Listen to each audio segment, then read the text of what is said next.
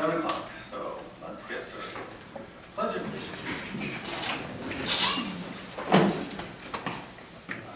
allegiance to the flag of the United States of America and to the republic for which it stands, one nation, under God, indivisible, with liberty and justice for all.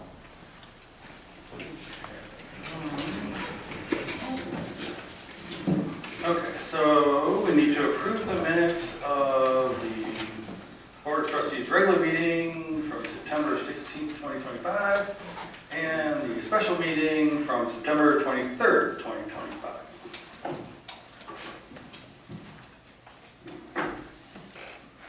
I will make that motion. Second. Okay, any discussion? Okay, all in favor? Aye. No opposed. Supervisor remarks. Okay, so we have a couple things. Hopefully all of you got our, Matt has given us a kind of an opinion about dry fire hydrants and whether we can use township funds to fund them or to pay for them on private roads.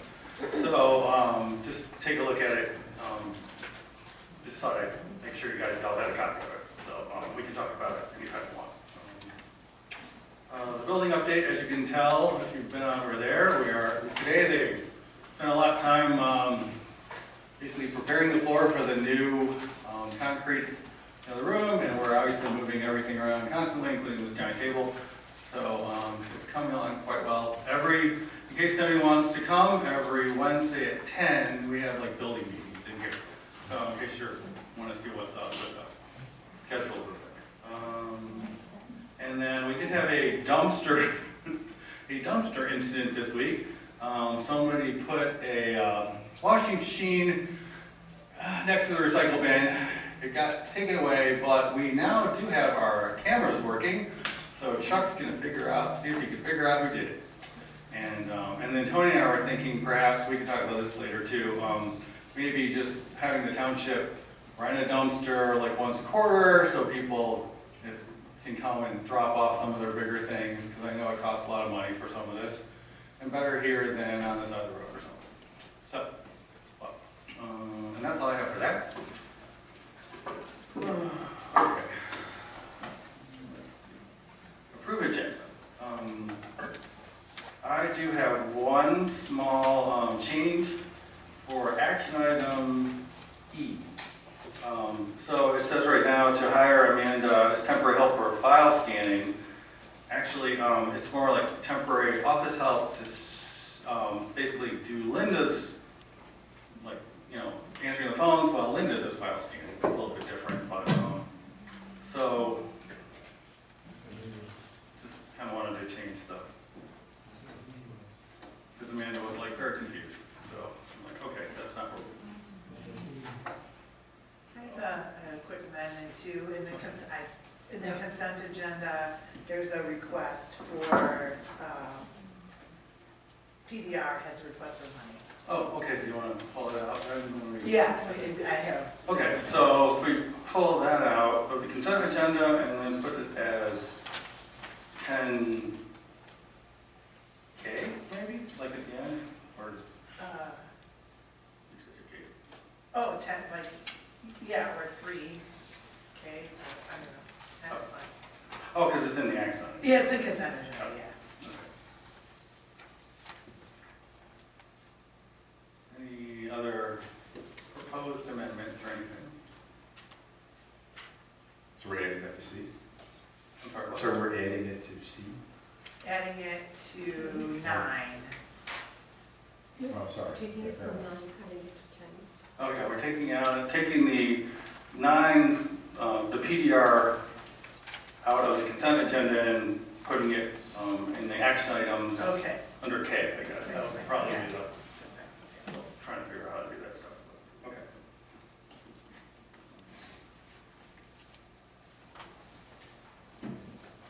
I'll make a motion to approve the agenda as amended. Second. Okay, any other discussion or anything? Okay, all in favor? Aye.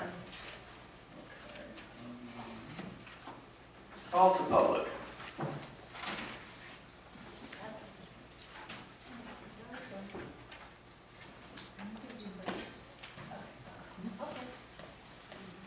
Case Strumler 8255 here on River Drive. 2 meetings ago, I made a request to this board, so I just like to give a one-time follow-up update. So the topic is the use of floor area ratio and lot coverage in the Webster zoning ordinance as dimensional standards, and a specific proposal to change that the value for FAR for R1 non-conforming lots.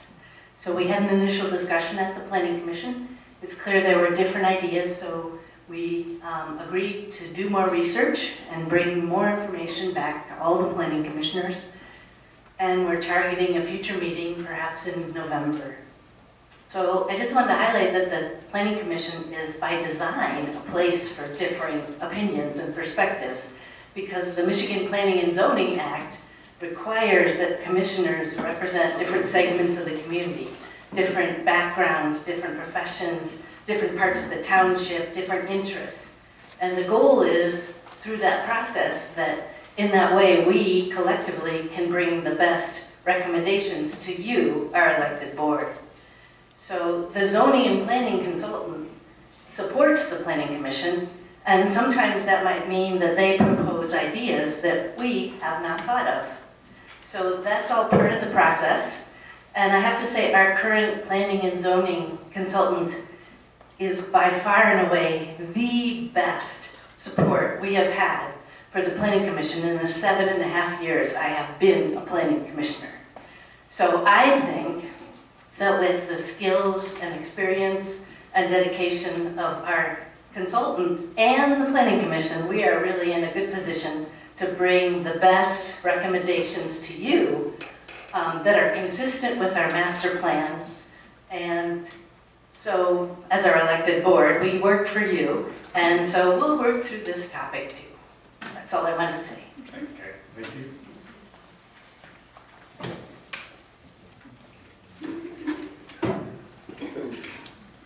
Hi, I'm Linda Los-Catal, and I live on Merkle Court.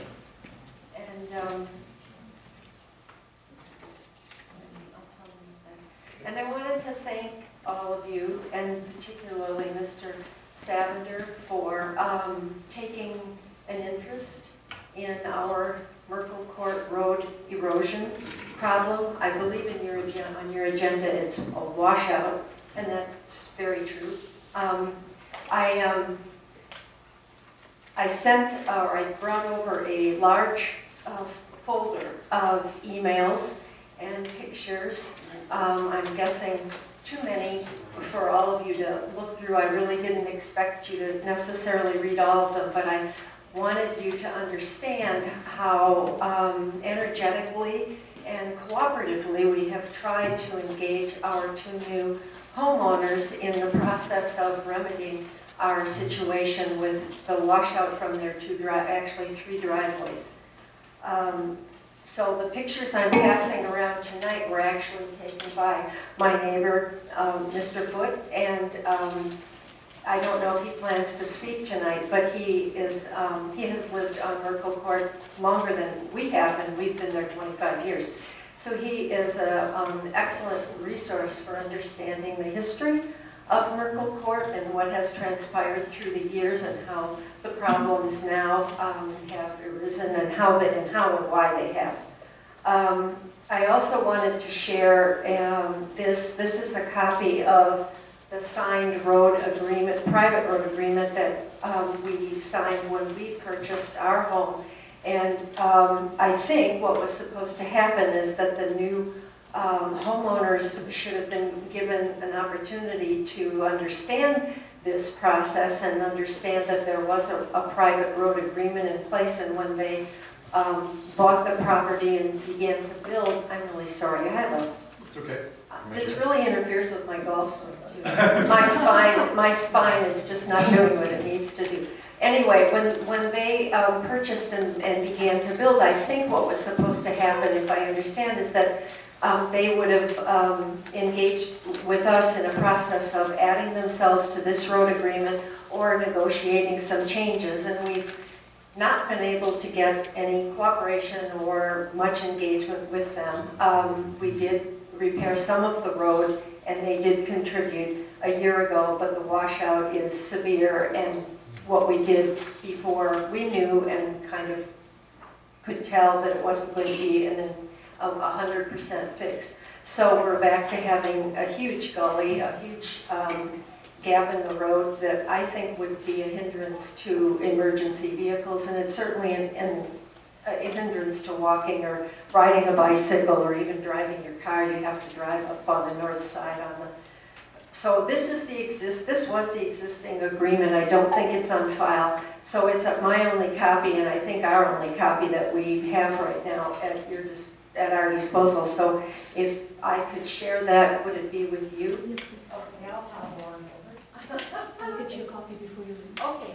Anyway, I just mostly wanted to say thank you, and I look forward to hearing the discussion that you have and the solutions that you might offer us to resolve our problem. Thank you. Thank you. Brad. Yeah, you're welcome.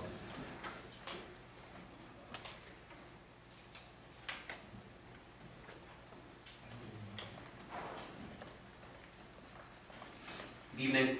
My name is David Joseph. I'm at 3195 East Pillar, or that's the property that I own. So first, wanted to thank this board for the careful and responsible work that's been done on what needs to be revised, added, removed from the private road ordinance.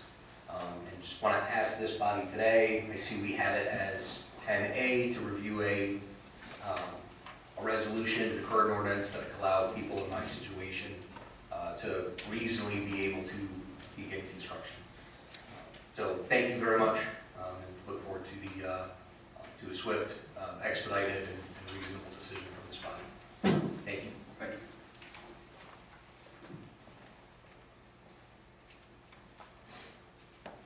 Anyone else?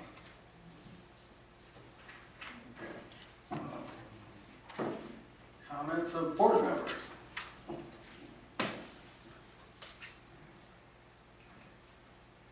Yeah, I have several on the Merkle Road, or Merkle Court question. I guess we can save that to our agenda item, probably making most sense. I would think this is the stuff that's getting passed around Shree, you get copies of all that for our file and the record. One comment, since Shree is here, I normally wait, I have two items, one I'll wait to the end. But since Shree's here, I know the planning commission's taking up a nuisance ordinance now.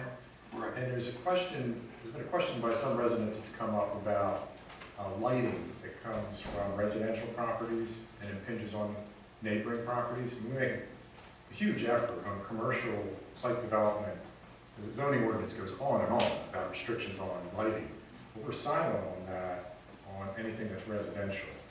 Now, it's my view that that's something that the planning commission should undertake in looking at the nuisance ordinance. But there's concern that they were directed by us as a body only to look at animals in the nuisance. Yeah, for this time. When did that happen, or can you refresh my memory? We did that as a body? Yeah, I think right after we passed the animal ordinance. It was either that one or the next meeting. I certainly recall asking about, Two meetings ago. and that was is there any way we can open that up to other topics, such as lighting? And I think there are subject matter experts, like they have a concern about something else that's a nuisance. I think it makes sense for them to bring that to us. I'm going to summarize what Kate just said on, our topic, but there are uniquely positioned on that topic. I'm curious to hear what the board's thoughts are. Okay. Go for it. I think that they should discuss it. Yeah, if residents are concerned or complaining, it's worth discussing. I think that we asked them, if I recall correctly, we asked them to look at the nuisance ordinance to make sure that it did not conflict with the animal, keeping of animals ordinance, and that's why it took on that particular topic. If we're going to ask them to open it up to other things, then fine. My thought was it was to include that, but not limited to. My sense when I voted that there's something else that came up that makes sense, common sense. By all means, they should look at it.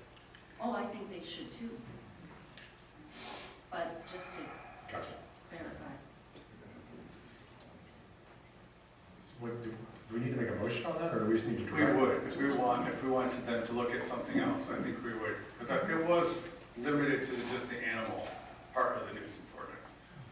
I don't think we told them they could not look at anything else, but if they think that they can't without us asking, then we probably have to move. Well, let's add that to the action items then. Well, I mean, With all due respect, John, I prefaced that with Shree's here. At the end, she's the one that was organizing that.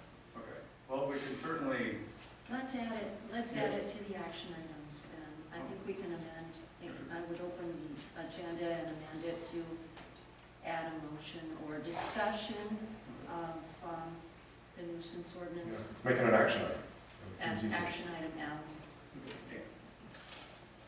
I would ask our fellow board members to use their microphone, please.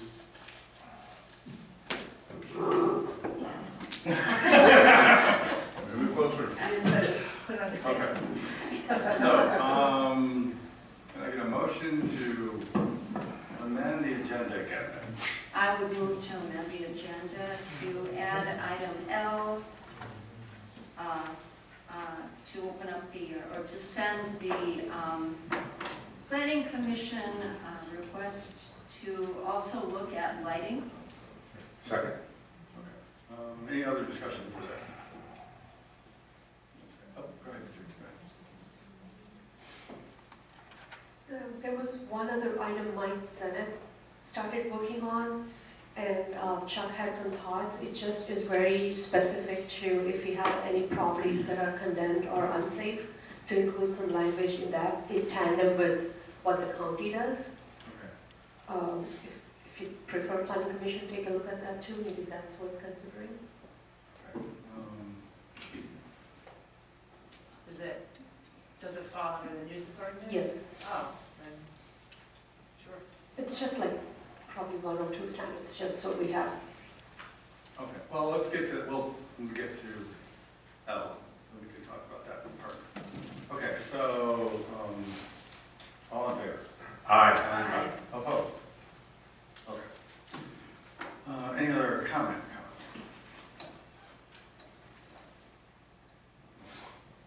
All right. Treasurer's report. Good evening. Welcome to the halfway point in our fiscal year.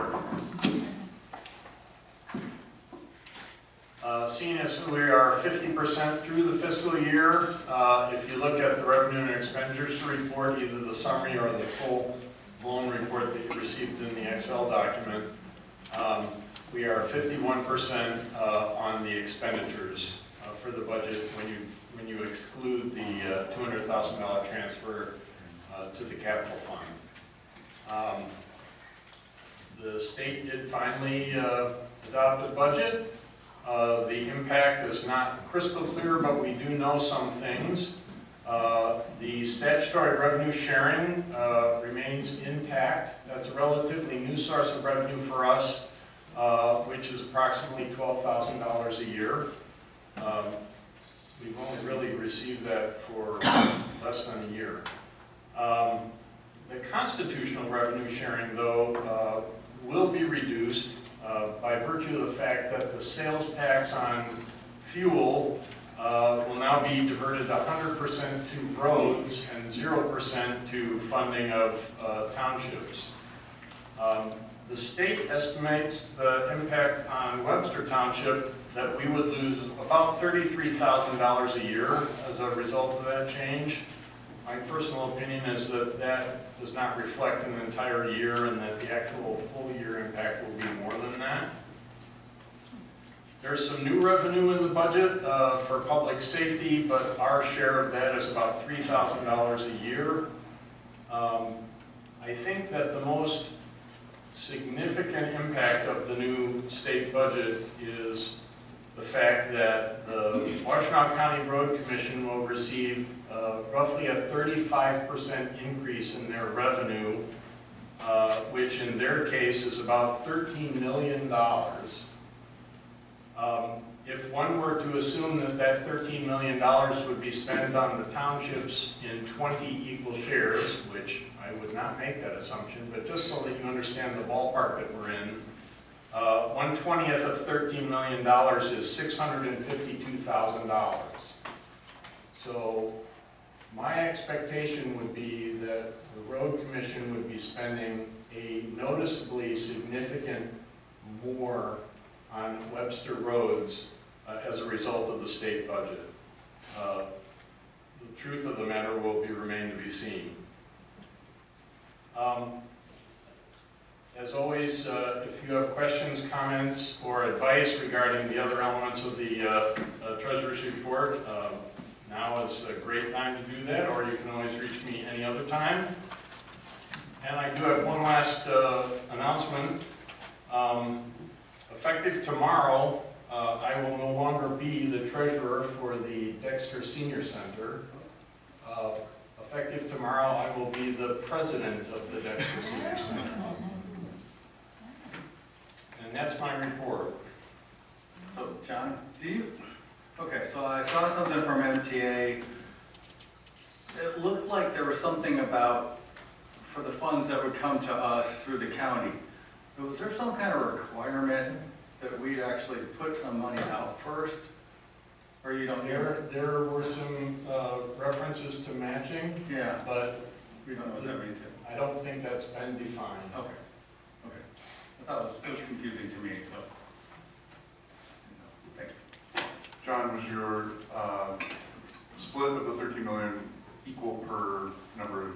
I just took 13 million and divided by 20 just to understand what kind of a ballpark we might be in. I suspect Webster might get a smaller share, but... Yeah, so like based on population perhaps? Or... Based on road miles perhaps, based on population, based on where you are in the county, I don't know. Thank you. Does that go to Ann Arbor, the city too? No. Townships are the only form of government in Michigan that do not receive road funding. So the cities get road funding, and the counties get road funding. We do not. So But will Dexter City will get road funding. But in addition to. I don't know, but I presume it will be in a similar proportion. So they might imagine that they'll get another 35% more than what they've been getting.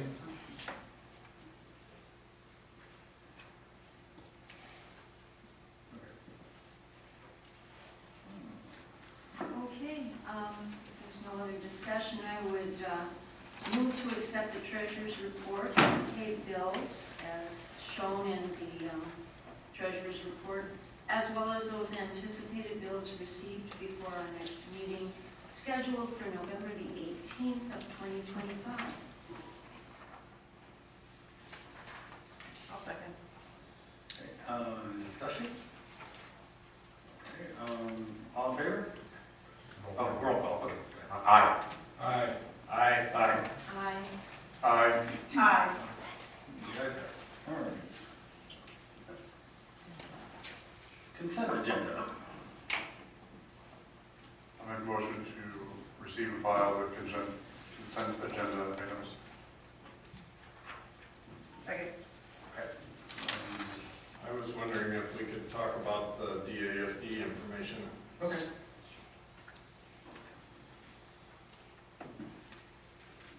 Okay. In our packet, according to my page numbers, it was 42 and 43.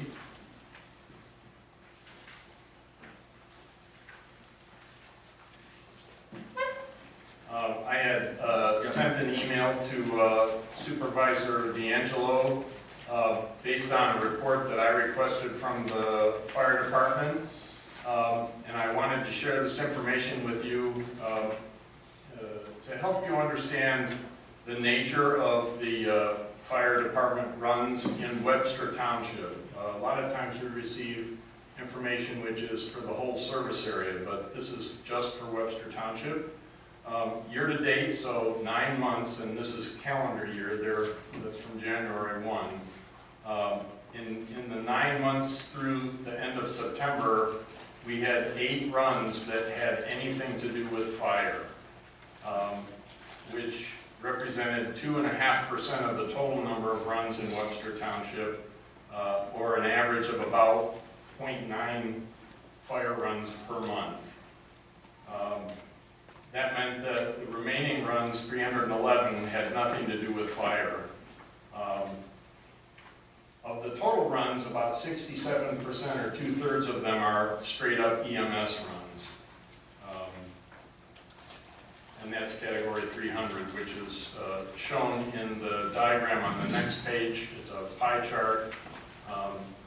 The federal government requires the fire departments to categorize runs in one of 9 different categories. But principally, the main ones tend to be EMS. John, does that hold true for the other 2 members of the? You know, it's interesting. No, it does not. Dexter Township and Webster Township are very similar. Their run rate is higher than ours, but the percentage is more or less the same. The city has a significant and disproportionate set of runs in one of the other categories, and I don't claim to know why. I don't even think, well, we had only one city representative at the fire board meeting on Thursday, and he didn't know why. But they have a very significant portion of runs that are not EMS, and they're not fire. Maybe, Dan, you could shed some more light. I mean, it was a not an insignificant number of runs. Yeah, I mean, the fact is that the number of fire-related runs is, small on the whole scheme of things, which is good. But there are a lot of EMS, even helping people get lifted up is a common call. Well, we've always talked as a board knowing that the fire runs was a small portion, but knowing that it's less than 1 per month, I think really puts it in context.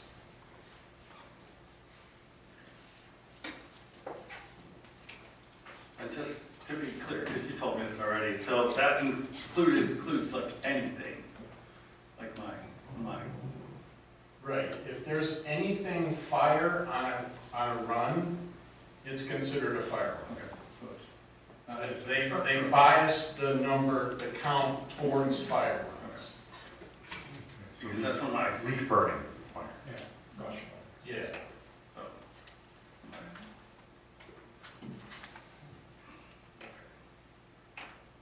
Anyway, thank you for that. okay, thanks, John. Any other discussion about consent agenda? Okay, so, all in favor? Aye. Opposed? All right, action items. Okay, street.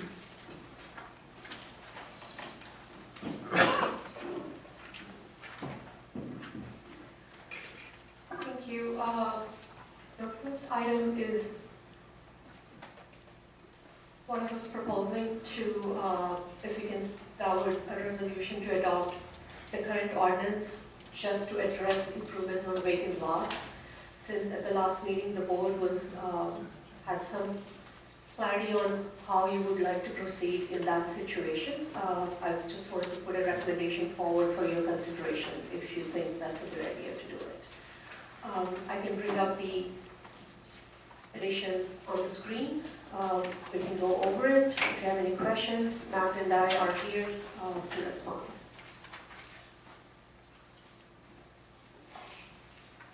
It is the same language that is in the draft for the comprehensive amendment, but it's kind of, the other sections are slightly amended just so it fits well in the current ordinance without creating any conflicts.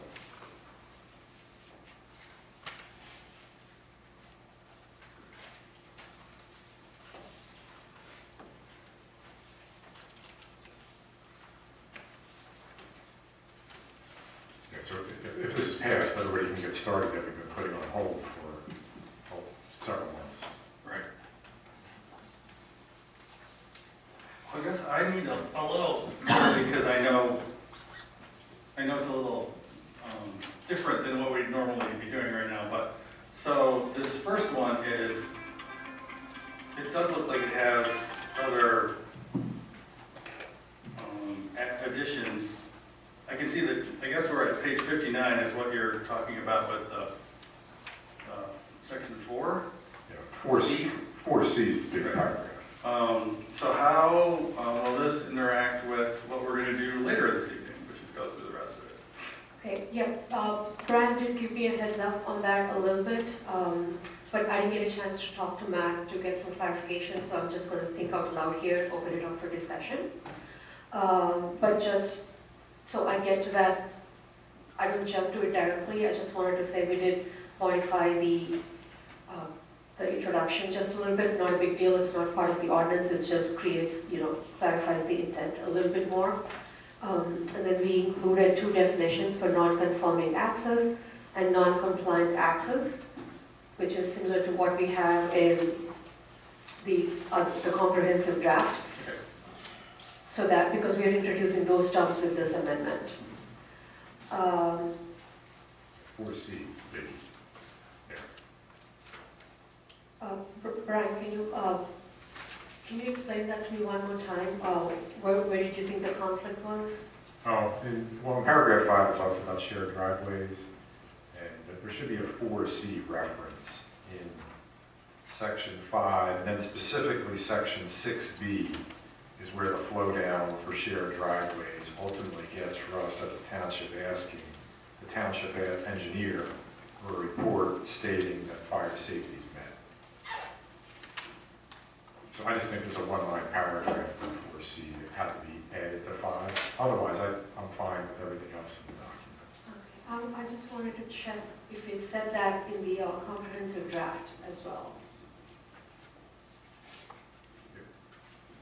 Because we're trying to keep that similar so that we're not creating any new standards in this one, so that, So like there is no section equivalent 5 from the old ordinance to the new one due to the fact that we combine private roads and shared driveways in the entire ordinance.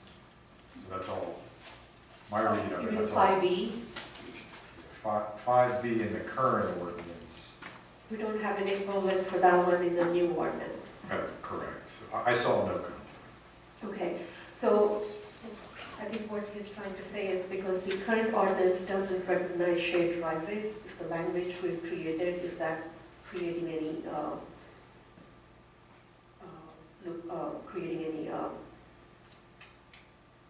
I don't know, a break for shared driveways?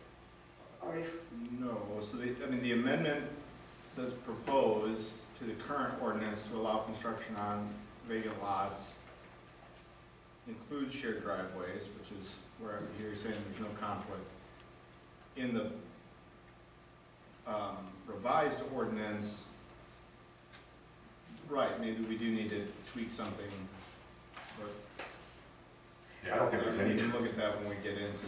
okay, you're saying this language that need to be added? That once we get the receipt of the, when somebody is doing an improvement on an existing vacant lot, we are asking for site inspection? No, the only thing I'm getting at is in 4C from the current ordinance, we talk about prior to September 1st, they can build. And that should apply both to a shared driveway and a private road. In the current ordinance, the 4C flow down isn't referenced. So this needs to be a paragraph, one sentence that says 4C applies in the current section 5 and section 6B. Because in the absence of that, private roads can build, but somebody could come in for a shared driveway. If we approve this tonight, and Ted could say it doesn't meet, prior law does not meet the 4C, or it doesn't meet safety, so therefore you can't build. And 4C exception is not afforded. Over here. Yeah, right, exactly. Okay, so Section 5 that talks about parcels of land accepted for road ordinance, it's almost like referring to shared driveways. So we wanted to say that the provisions of this ordinance somehow make sure that that exception we're providing here for vacant lots also applies to parcels of lands accepted from the road ordinance. Couldn't you just add section 4C in there right after section 6B and you get there? Okay. Well, I mean, the 4C amendment says that if you have a vacant lot or parcel from either a private road or a shared driveway, whether it's non-compliant or non-conforming, so whether it arose under the exception, section 5, then you can get a zoning compliance permit, which is the whole point. So they can get their zoning compliance permit, which means they can go get their building permit. And I think I see what you're saying, that there's a question on the back end of do they have to get a road permit at some point? Well, in other cases where this has showed up, like in section 12 of the current ordinance, you made an effort to highlight or to identify section 4C.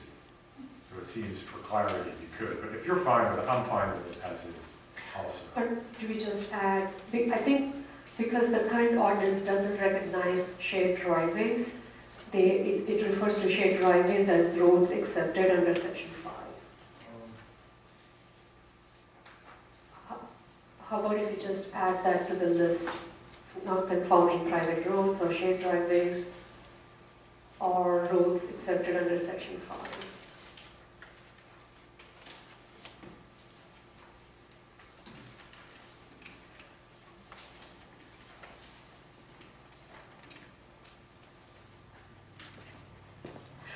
I think we did look in, okay, so we did. You see the issue, Matt, or are you not concerned? I see the issue, the incongruity, but I'm not concerned. I mean, you would also need to add another section to your current proposed ordinance, resolution and ordinance, because you'd have to add section 3, which would amend section 5. And the question is, section 6B says that lots subject to section 5, they have to go get a road permit. Yeah, keep going. The next to last sentence is the key one. And if the township engineer has reported that the application meets the criteria of section 5 herein. Page 62 at the top.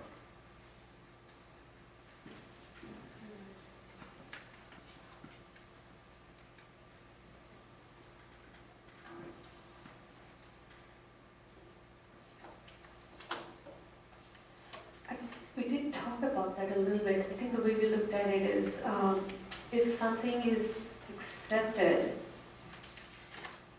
then the only things that would apply to it would be section C and section 6B. But they're not applying for a road permit. And they don't have to get a road permit to get their zoning compliance permit. So section 5 and 6, well, section 6 mainly isn't going to come into play. Yeah, I think we should be okay. Yeah, I think it's okay. All right, fair enough. Fair enough. I'm fine with the words.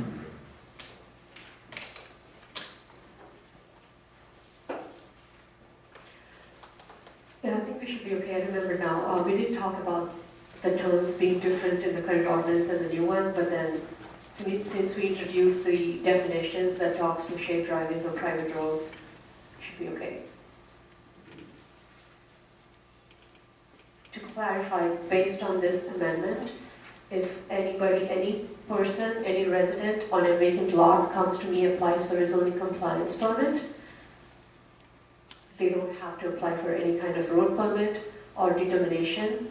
I can issue a compliance permit calling that a non-conforming lot. It just has to comply with the non-conforming lot standards, like meeting the setbacks and everything else. Okay, fair enough. And then for C2 is just we tell them what's. Right. Okay. 4.2, yeah, is like, it's Just so now you know, but like beware, now you know, it's your choice now, what you want to do about it.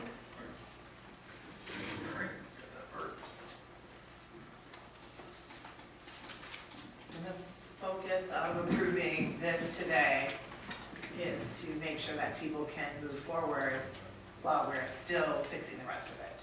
Right, because at a minimum, we at least need 2 or 3 meetings more before we can Right, adopt the yeah. comprehensive amendment. And, yes, that's the, Yes, we have 6 people at the beginning of our memo. There's Merkel, Pinzer, Potts, Webster Church, East Pillar, and Zine applications, and now they can get going. We've been holding them hostage. yes.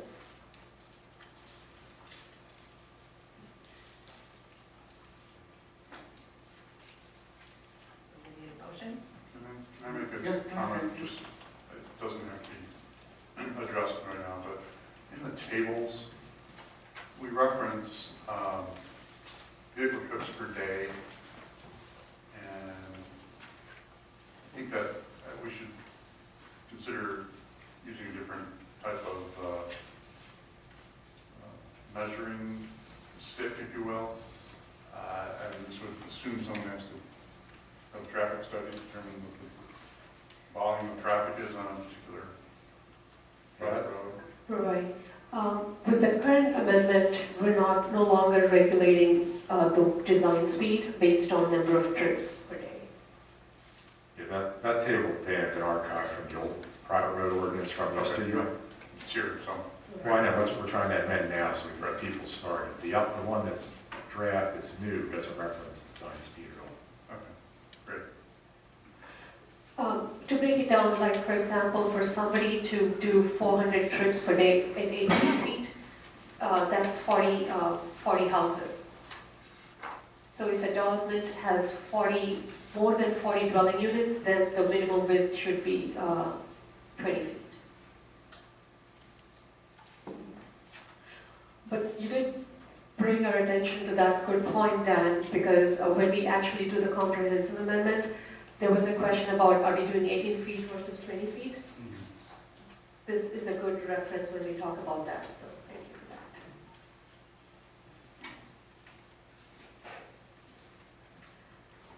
I don't think we'll have a development that will have over 200 houses. But again, yeah. Okay.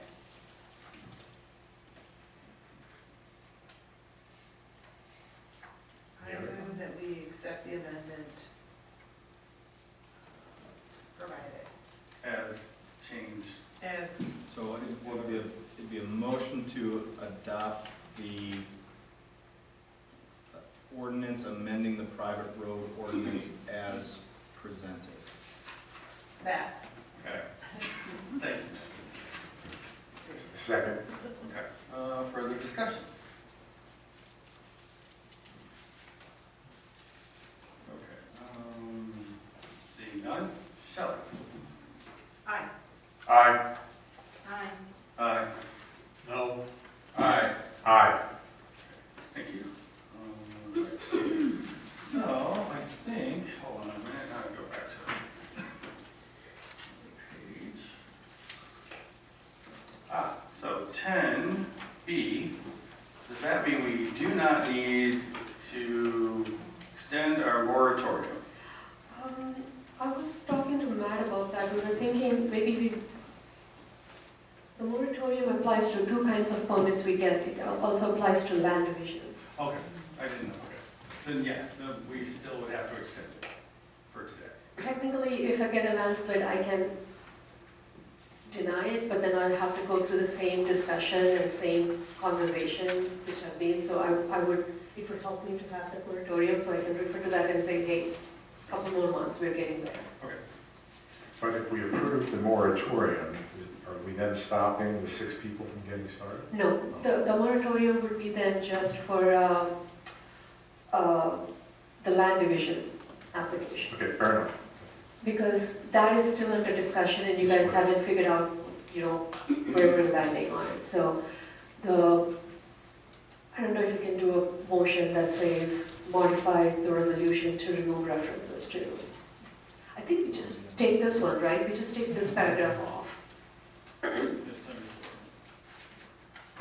talks about development on vacant lots. So are we on the agenda item 10B then, I guess? Mike? Yeah, sorry, Tammy. Yeah, so for there, that's a bad date on the front of those. Should be 21st of October, first Yeah. paragraph. That's also on the certification on the second page.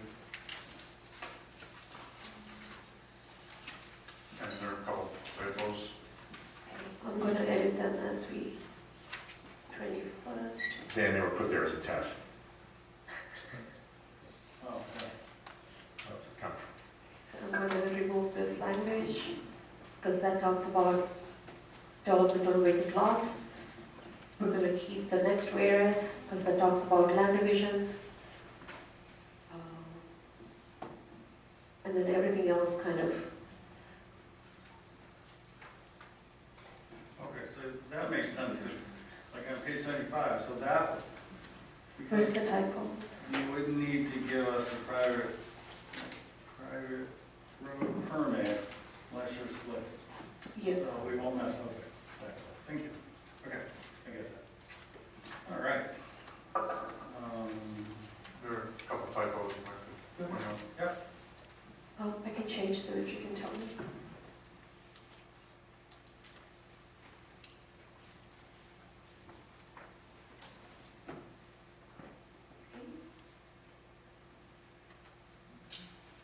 The first whereas, feature alia, that's a forward slash versus an L.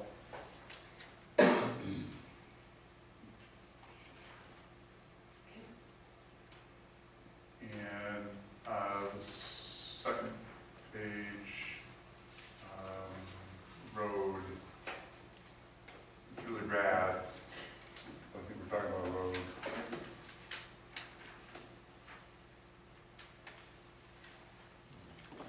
Where is it? Oh, yeah. Yep, yeah.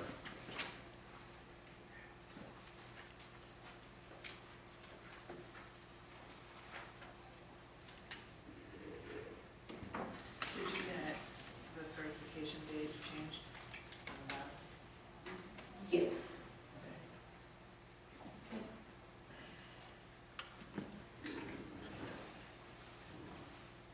I did put 120 days because we tried 90 days before, we're extending it. But if we adopt the ordinance before 120 days, then the moratorium becomes moot. Okay, so on page 75, I just saw this, so it says, at the first sentence was whereas, township private RAAD ordinance, so it should be road. There's two A's instead of an O. Dan beat you to it. Oh, did he? Oh, I was trying to read it. Okay, thank you, Dan.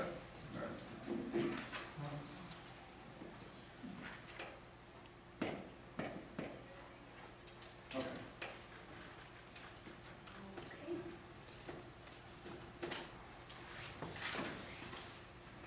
And do we have a resolution number? 25? 35. So the one before, that would be 34?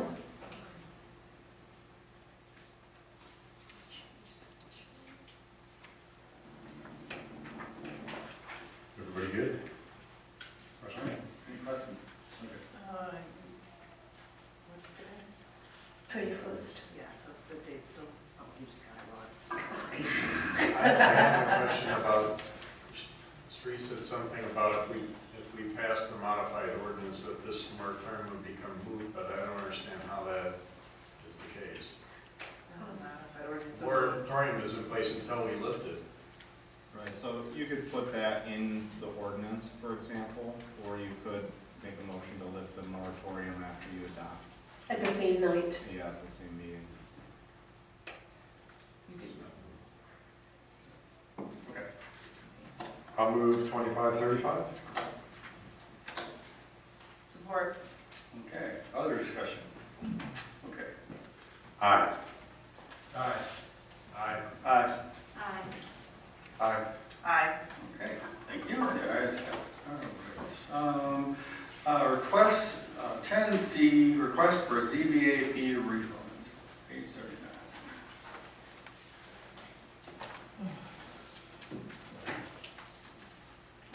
39.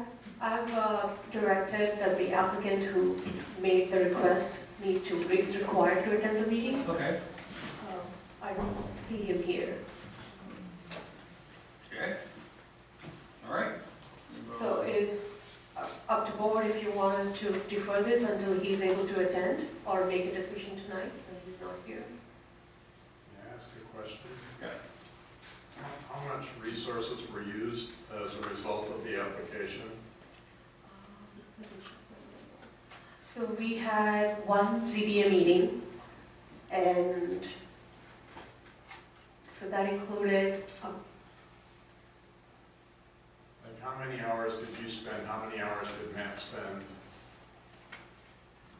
I've spent a lot. I've had at least, I wanted to look at the notes so you don't have the packet, but I spent at least a couple of ZBA, a couple of Zoom calls, 2 in-person meetings, and then a couple of phone calls and a lot of emails.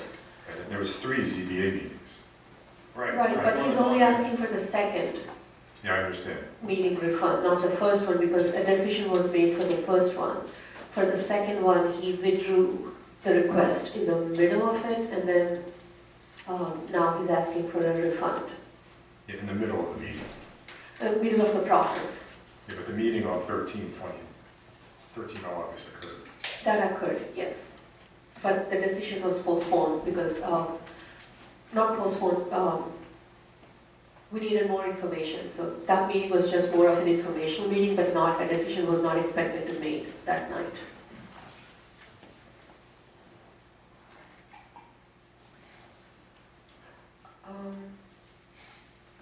I think I can get a little bit more accurate number.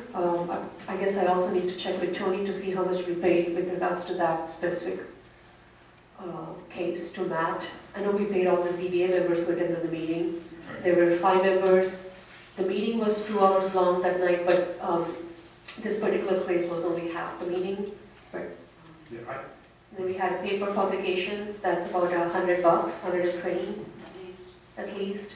So we had the paper publication, we had a meeting where we paid the members, we paid for my time, for Matt's and Matt's time. And other than that, I had 2 Zoom calls, at least an hour each, and an in-person, 2 in-person meetings. okay.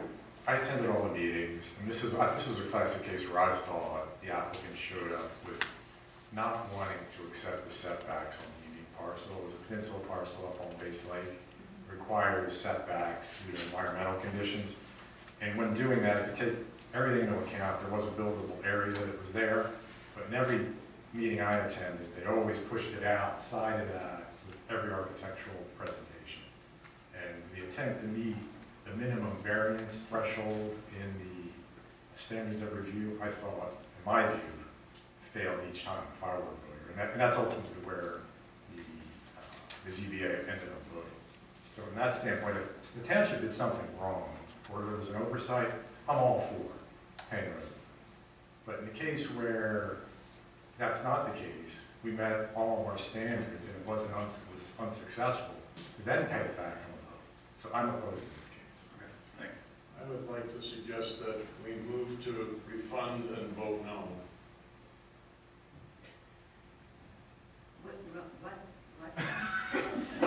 I got it, but I think that I think person. we should move to issue the refund and vote no. Okay.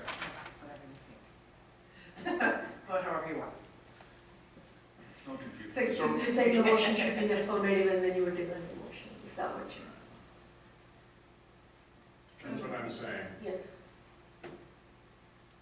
I'm sorry, John, is there still time for discussion, or is it? Oh, yeah, no, yeah, because we haven't. I didn't make a motion, I'm saying what I think we should do. Okay. Yes. Can anyone share a little insight into the FAR Yes. ambiguity or misunderstanding? I really wish if the applicant was here so that he can tell his side of the story because but from what I understand is that, this is my version, so. There was a whole discussion about what's counted towards minimum floor area ratio requirement. And we've had multiple discussions where I said the decks, all the accessory built structures are counted towards the FAR ratio. But they left the meeting with the understanding that decks are not counted towards FAR. And the floor plan they proposed, the decks amounted up to 1,000 square feet. That's a big number, that's pushing the FAR maximum way further. The other chronology, which I also included in the memo, was that I told them that they wanted to get on one meeting because they didn't buy the property, they don't own the property, so they had the property on a conditional sale. If they get a variance, they'll buy it. So they were also in a time rush. So they provided the application the day the notice I'm supposed to send to the paper, so they provided the application the day before, so I sent the notice immediately. And then in their application, they didn't require a variance because their understanding is that decks are not included in the FAR. But after I reviewed it, I said, time out. You said you comply, but you don't. Let's look into it. And that's when we went over like whether decks are included in FAR or not, and then consulted with Matt, and then told them that if they are included in FAR, you are exceeding them, we need to reissue the notice because it didn't include the third variance that is required. And they were given a choice, if they wanted to move forward with the meeting, just get input, or wait until we publish it the right way, and then go back. And then they said, we wanted to just attend the meeting, get the ZBA's input. They were well aware, well informed that at that meeting there is not going to be a decision made, there is not going to be any discussion made on standards of review, there's not going to be any indication, they shouldn't take any indication where the ZBA is leaning. It's just purely going back to ZBA and asking, do you have all the information you need so that you can make your decision at the next meeting? Do you need any more plans or any other information? So they were very clearly informed that that's the purpose of that meeting that night. But the discussion did go into a little bit, and then they made their own inferences from the meeting that they're not a big, they made their own inferences from the meeting. I don't want to expand on it because it's their inferences. They should be speaking about it. And they left the meeting with the feeling that they may not get the variances, and they decided to withdraw. The entire FAR discussion, though, does not preempt the setback violation question. Yeah, the other ones. But the setback violations were clear. Yeah, the other two, yeah, those two dimensions are, yes. Okay. But it seems they're basing their request on the ambiguity or misunderstanding regarding the FAR, because from what I'm reading, even though the denominator is different. So can I ask you, help clarify, so since we're making people do different fees based on how many variants, how many fees did they pay for? So the first request was 2 variances, and then the second one was the date for 3, because we did indicate that you would need a third variance, so they did pay for the third one. And the third one was the FAR? Third one was the FAR. And I do have all the email communications that went back and forth regarding the FAR. Okay. There's some language. I really want them to, indicate their version of the story, but from my perspective, there was enough guidance given from the get-go that decks are included in the FAR. Rick?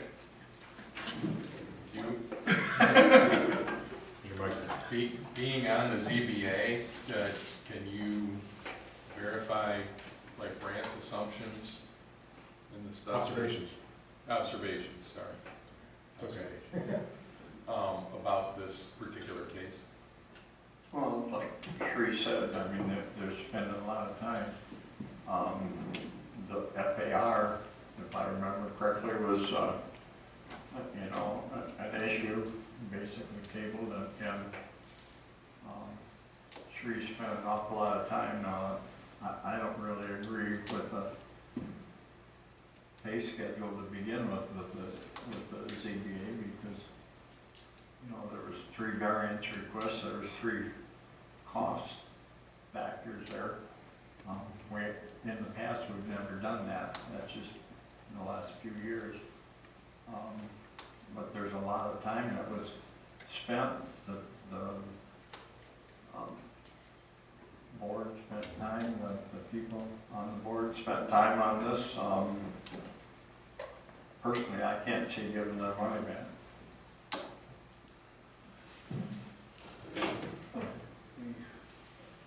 I move to deny. I just want to make a comment that if this misunderstanding happens with a resident who is not, that's understanding, they're not trained to read zoning ordinances. In this case, he hired an architect, and the architect had a full team of people working on it. There were 3 people working on this ordinance who are professionals, who are trained to read ordinances. They were like, I've never seen in any other community that decks are included in FAR. So they were definitely working towards the assumption that they were not included based on their experience of how other communities work. But they are professionals who are trained to read a zoning ordinance. And they are also aware that, they have to do their due diligence too. Just wanted to put it out there. Their other option would be to continue on the setback variances if they get those granted, and then they can dispute the FAR interpretation and maybe get a different answer, put that out. Did they just give up at this point? Or They gave up and walked away from the property. Somebody else bought the property. Oh, okay. There's a motion on the table. Yes, so, not seconded yet. The second. I move to deny. I'll second. Okay. More discussion about, okay. It's not money, so, all in favor? It's money, It right? is. Oh, it is money, that's right, never mind. Okay, so, Shelley, sorry. Move to deny. Aye. Aye. Aye. Aye. Aye. Aye. Aye. All right.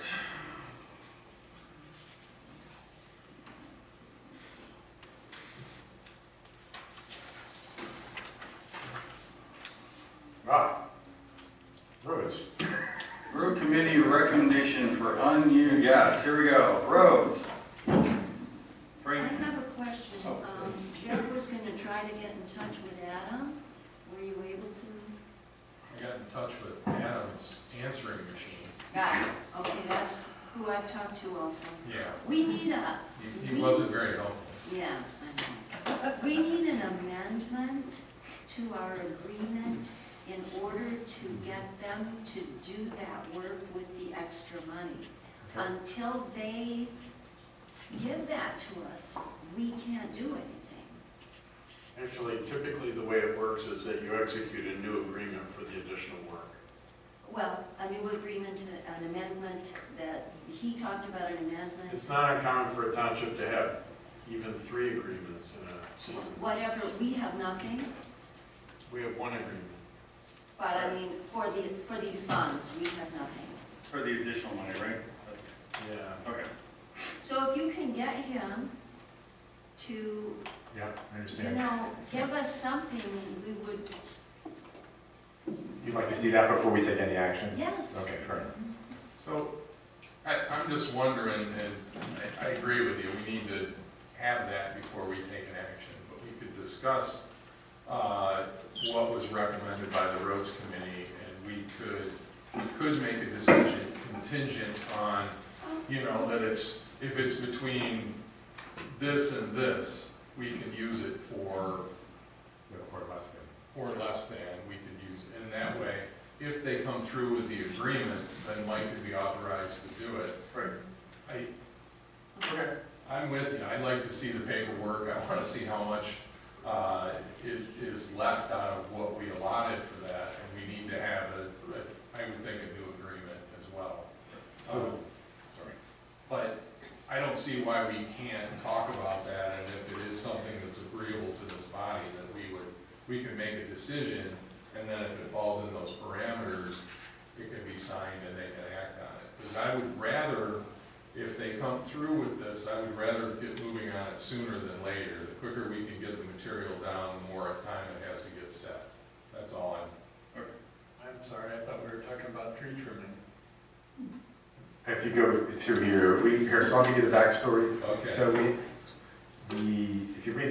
asked, they recommend, they came in $50,000 under budget. Okay. But in total, they actually came in $110,000 under budget. Originally, the paperwork says 3 inches of limestone on the whole run of Strawberry Lake Road. For what was in the budget, they were able to put 6 inches there, which is roughly a $60,000 savings. So in addition to that, there was still $50,000 under budget.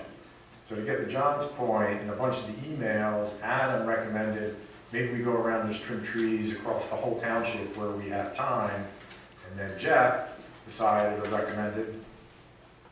So my recommendation was not tree work. My recommendation was we know spots that we want them to work next year.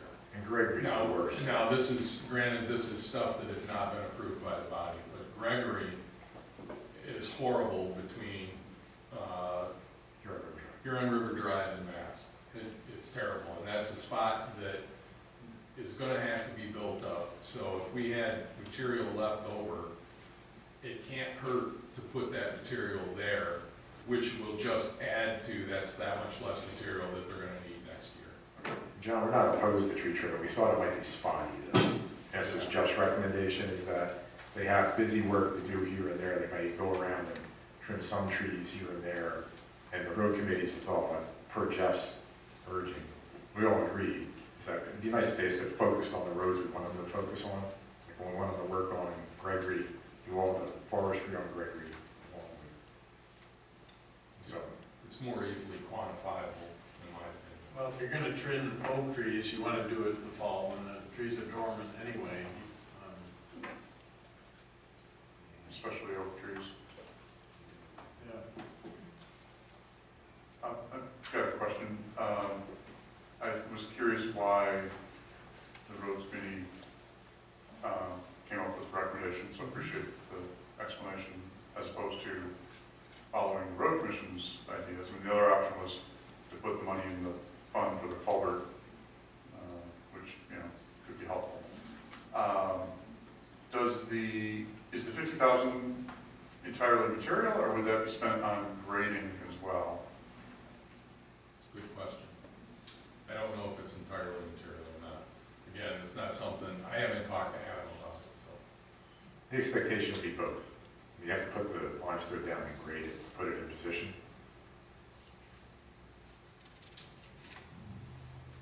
But I would think that's a day, probably at work over there. So I know we have in the past commented to the road commission that they frequently wait for the rainy day and do all the work immediately before that day. So now we're into, you know, fall season where it's more commonly raining. So, you know, we run that risk of investing this and it, you know, half of it washes away or whatever. You know, I think you're thinking of general road maintenance grading where there is no limestone. In the absence where there is no limestone, there's just mush there and the rain washes it away. You have the sufficient base, then that doesn't occur. Or to it sinks then. In the classic case, you could ride on Farrell right now and go down on Joy. If you take a ride on Strawberry Lake, the new runs of Walsh, the new runs of Donovan. But certainly you don't want to do it in the middle of a snowstorm, hence the reason for getting started now. That's what Jeff pointed out.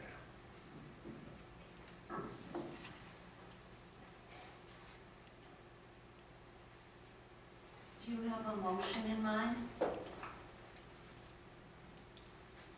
I would move that we approve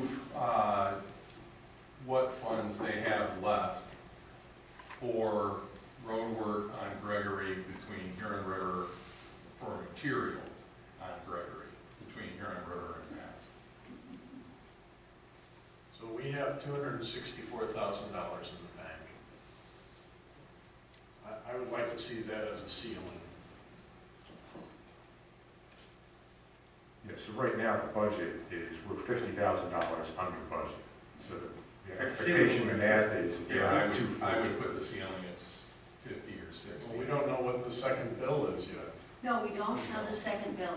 I would phrase it in some sort of like, to expend the funds to the limit that we've approved, which was the 501,000, I believe. That budget number was approved based on the knowledge that they always come in under budget. Well, but what, And what I would encourage this board to do is not to spend more than is in the bank. Literally. We still have to pay for that culvert, right? well, the Yeah, we don't culvert is know what that outside of is. this. We haven't, they owe us two bills, one for the Right. culvert and one for the second road, for the second installment on the road agreement. Yeah, but for the culvert, we agreed to a match, and that should be what it is. And then they put in a more expensive culvert. I get it.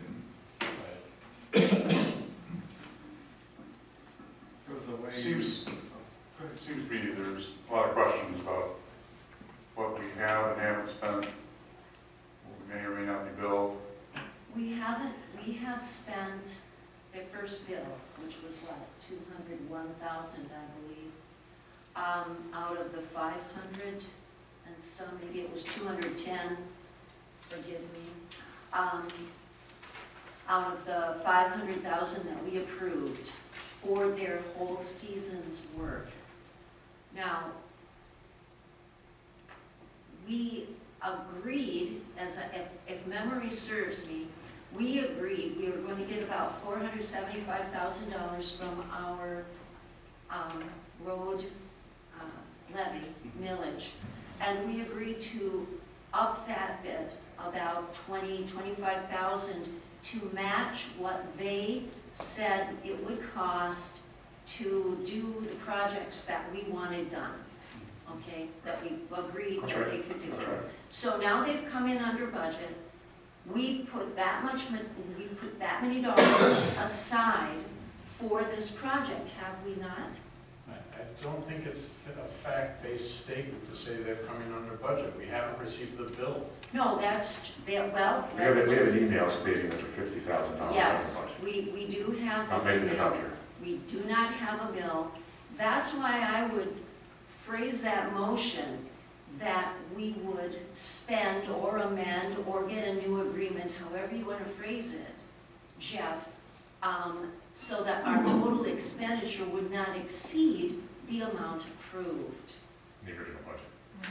Yes. Which Yes. will take us negative in the bank. We just Because we will. haven't moved the 25. The budget was passed based on the assumption and the knowledge that they always come in under budget. The budget was passed based on that number. I think Tony's assessment is correct. I don't think we should speculate on how much they're going to underspend. And I don't think we should Or spend inflate. more than is in the bank. When you say in the bank, John, what exactly do you mean? There's $264,000 in the bank. Literally dollars in the bank. That's how many dollars are in the bank account.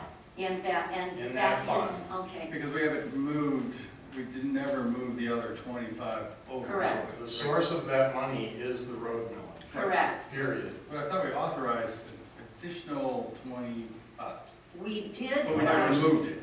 That was, yeah, we, It is, our auditor has stood at that microphone and told us that it's not appropriate to transfer money from one fund to another. This is a restricted fund. That's not true. We approved that money, the extra. Tony's recollection relates to. You can spend money on roads from your general fund. we can do that, Right. yes. That's So- not the same as transferring money. And that's fine, John. I do disagree, we can transfer one from one fund to another, but we can also spend, we can cut 2 checks, take part of it from the millage for the roads and part of it from general fund if we need to do that. So would you modify your motion, Jeff? She's looking for not to exceed on the original plan. Correct. Yeah, I will modify my motion to not to exceed on the original amount agreed upon in our contract. I would second that. other discussion. Aye.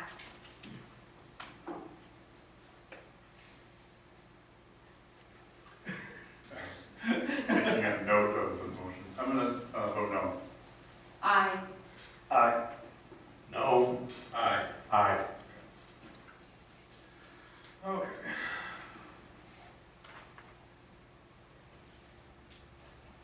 can you guys, have the road, Yeah, so we'll, have them send me the, I'm gonna have to drive down there, so we'll Okay. figure it out. okay, yeah, whenever, okay. All right. Approval to hire Amanda for other duties. Yep, that's it. Adam did email me yesterday on this topic, so I told him I'd get back to him based on what we decided. Okay. Sorry. So he is alive. Okay. Washed out in the flood.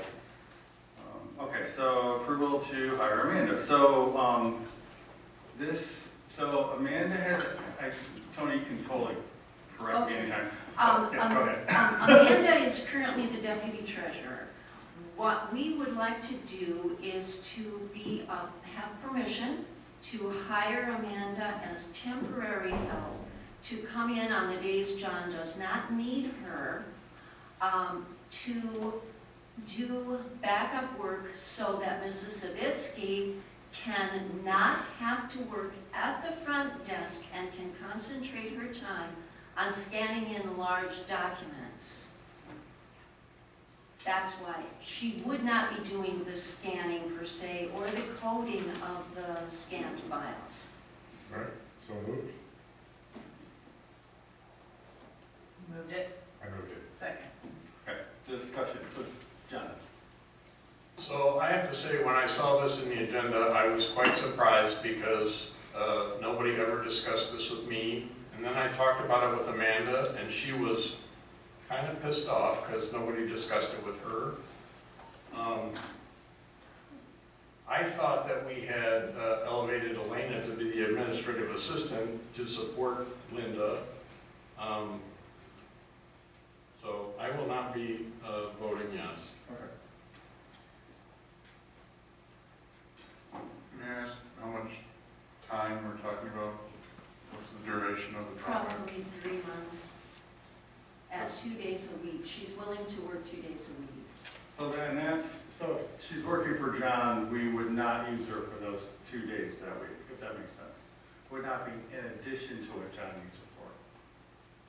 Because she doesn't want to work for the 2 days a week. 2 days a week for how long? About 3 months. Do we have a cost? She earns about $25 an hour, plus the loading rate. We don't have an estimate for it. No. So it would be, what, 2 hours times 2 hours a week, or 2 days a week, so that would be 16 hours a week times 4 weeks in a month times 3 months. 16. Max say 16. John, is she working for you the other 3 days, other 2 days, sorry? It works for me generally about 2 days a week, but some days it's 0 and some days, or some weeks it's 0 and some weeks it's 4. We will be collecting winter taxes starting December 1st, and I'll probably be using her the month of December more than 2 days a week. Right. So in that time, she would be, especially because of all the renovations, she'd be like basically in the front desk anyway, because the front desk will be out here. Tony, hit me with that math again. Oh, yeah. How many hours? What, She 4? works 8 hours a day, so she works 16 hours a week, Yep, times 4. times 4, Yep. times 3, Yeah, that's 192. What's his rate? 25. Yeah, 4,800. Is that what you got? No, I didn't have times 3. Yeah, so $4,800. That's the answer to your question. But that's if she's actually available, though. If she's actually available. We So it might expect, not be really that. correct. We expect the project to take about 3 months.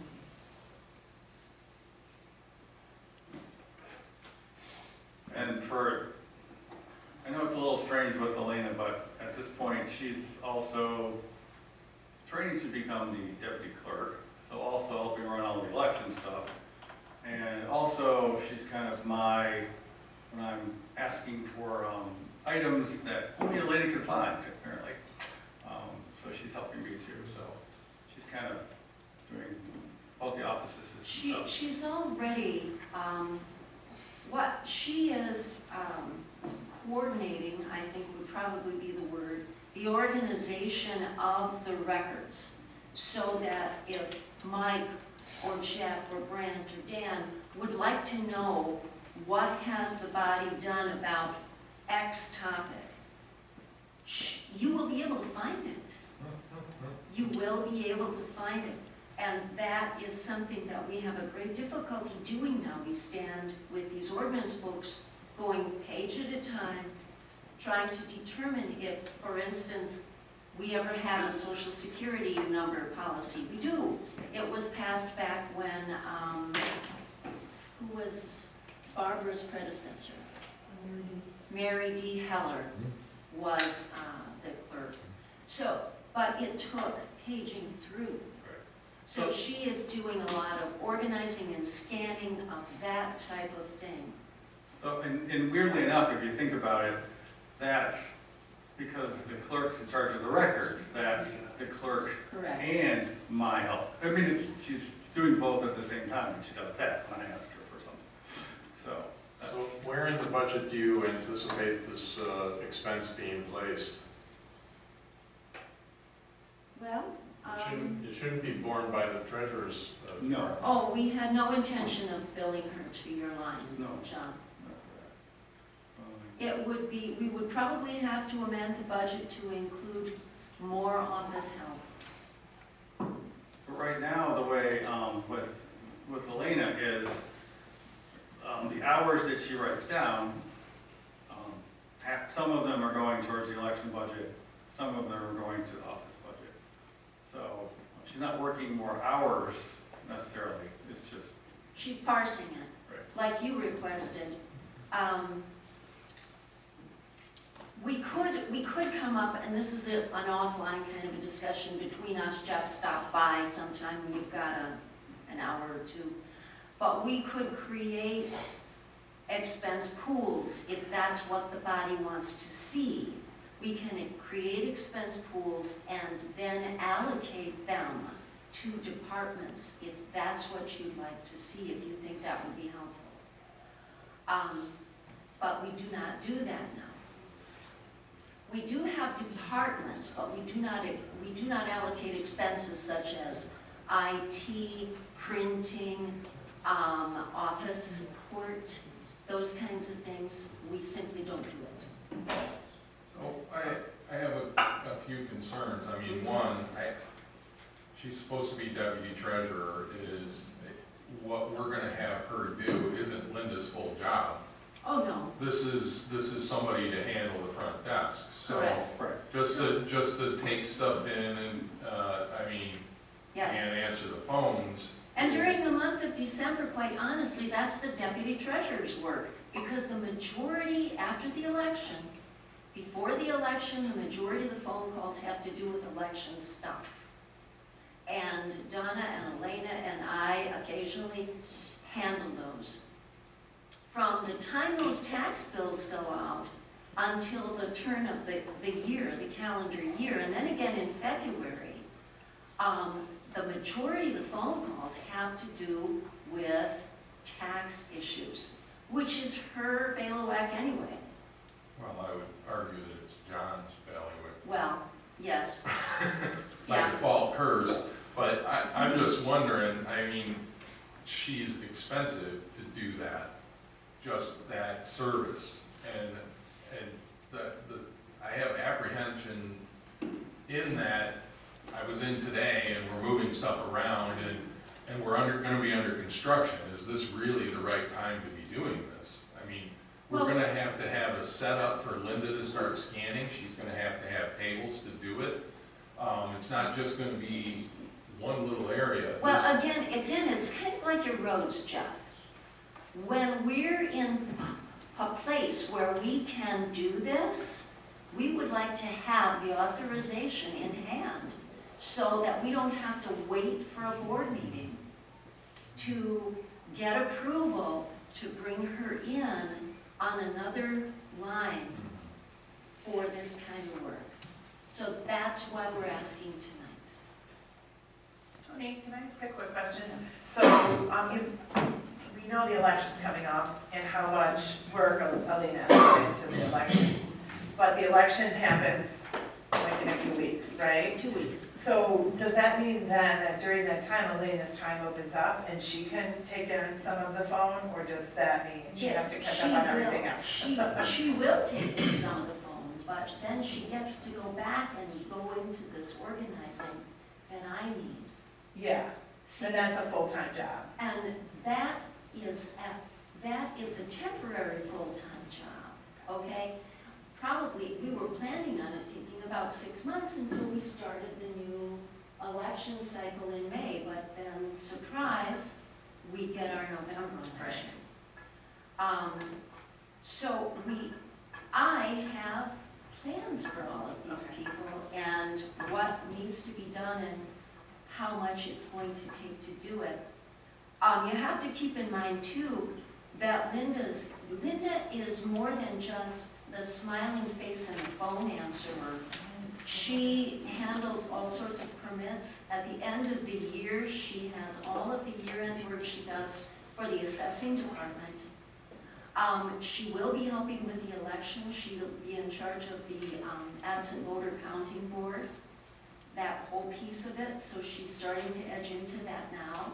Because Elena's there to pick that up, she's not pulled in the way she has been in the past.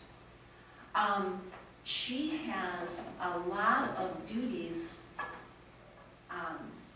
that she would have to come here and tell you all the things she does. But we are looking, I have no illusions that we will get this standing project done before the next election probably. We'll have that time in there and then we'll have to really push. And that's why we want authorization now, so that when someone is, when she's open, when Amanda's open, the two of them can switch roles and go with it. Yes? I just wanted to add a little bit of context if anybody is wondering why Linda's doing scanning. So we did talk to a couple of people to see if we can outsource this to somebody else to get the large drawings scanned. There were a bunch of drawings, there might be some duplicates in there, and then, or they might be the only ones we have. And some are quite old, folded, that needs, extra care while scanning. So, and then the estimates were very high as well to send them out. And then also the time period that takes, if we send the drawings out for them to give us back, is also quite a bit.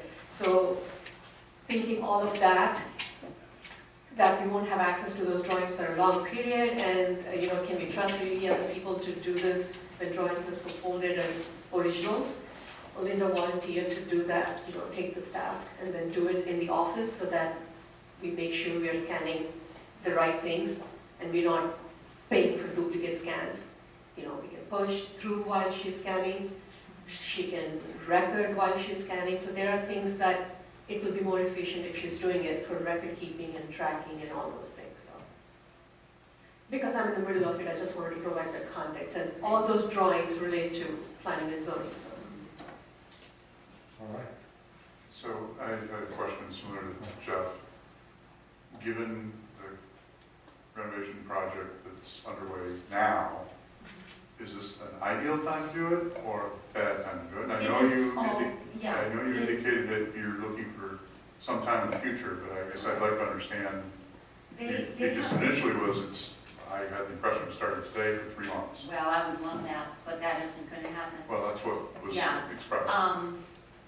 They have told us that they will basically finish the remodeling of the part that we inhabit now in 2 to 3 weeks. They said before the election, they're giving themselves 2 weeks to finish wall moving and office building and so on. At that point, there is really no reason she couldn't start. Okay, so I guess the answer is during construction, not ideal. Correct. After things are settled, then it could begin. Correct. Okay, and I know this is not a question related to this topic on the agenda, but what sort of metadata are they plugging in or will be plugged in? I know it's not her job, but in terms of the scanning project. What sort Just of what then? I'm sorry. metadata, how are they coding the PDFs they're The creating? metadata, oh, how are they coding it? Just, we can go offline. Yeah, honestly, I don't know. They have developed a system for that. We can go offline. Okay. I think one thing I would just add to this conversation is it seems like we are, spending money on these kind of things and that makes us uncomfortable. But the truth of the matter is that our office and the work that we do has not been right-sized for like 15 or 20 years. And now we have to get it modernized, and that takes people, and that takes money. And it's an investment in making sure that these systems work later. So these things are important. We're way behind in the way of document retention and how people access things. And we could be making this a lot easier for our residents. So it is costly, it does cost money, but it's money we haven't spent for 30 years or 20 years, and we should have been spending it to get us to where we should be. Motion's on the table. So, yeah, I move it. Shelley seconded. Okay, So, one more question. yeah. We don't have a scanner. Are we buying one? We're going to rent one, Okay. And Bill is going to, and he'll be the guy that makes sure that it talks to the computer. Okay. Any other discussion? All right, Frank? Aye. Aye. No? Aye. Oh, sorry. Aye. Aye. Aye. Okay, thank you. Okay, so F, so here comes the painful part. So, as John had pointed out, I cannot spend money unless I have the money to spend in the correct place. So, when we first did when I first did the budget, I was very low, but I thought, thinking how much this would come out to be. So I think what did I put in, 200 or 250? 200,000. So, We transferred 200, but there was already money in that fund. right, so, I would like to, and I don't, hopefully you can help me. I think that, so in the capital improvement fund for the building, I would like to have 600 just in the remodel line.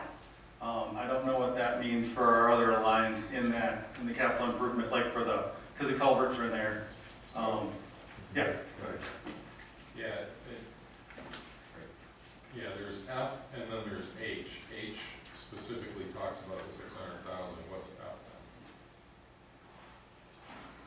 then? Oh, sorry, I'm going way ahead of myself. Thank you, John.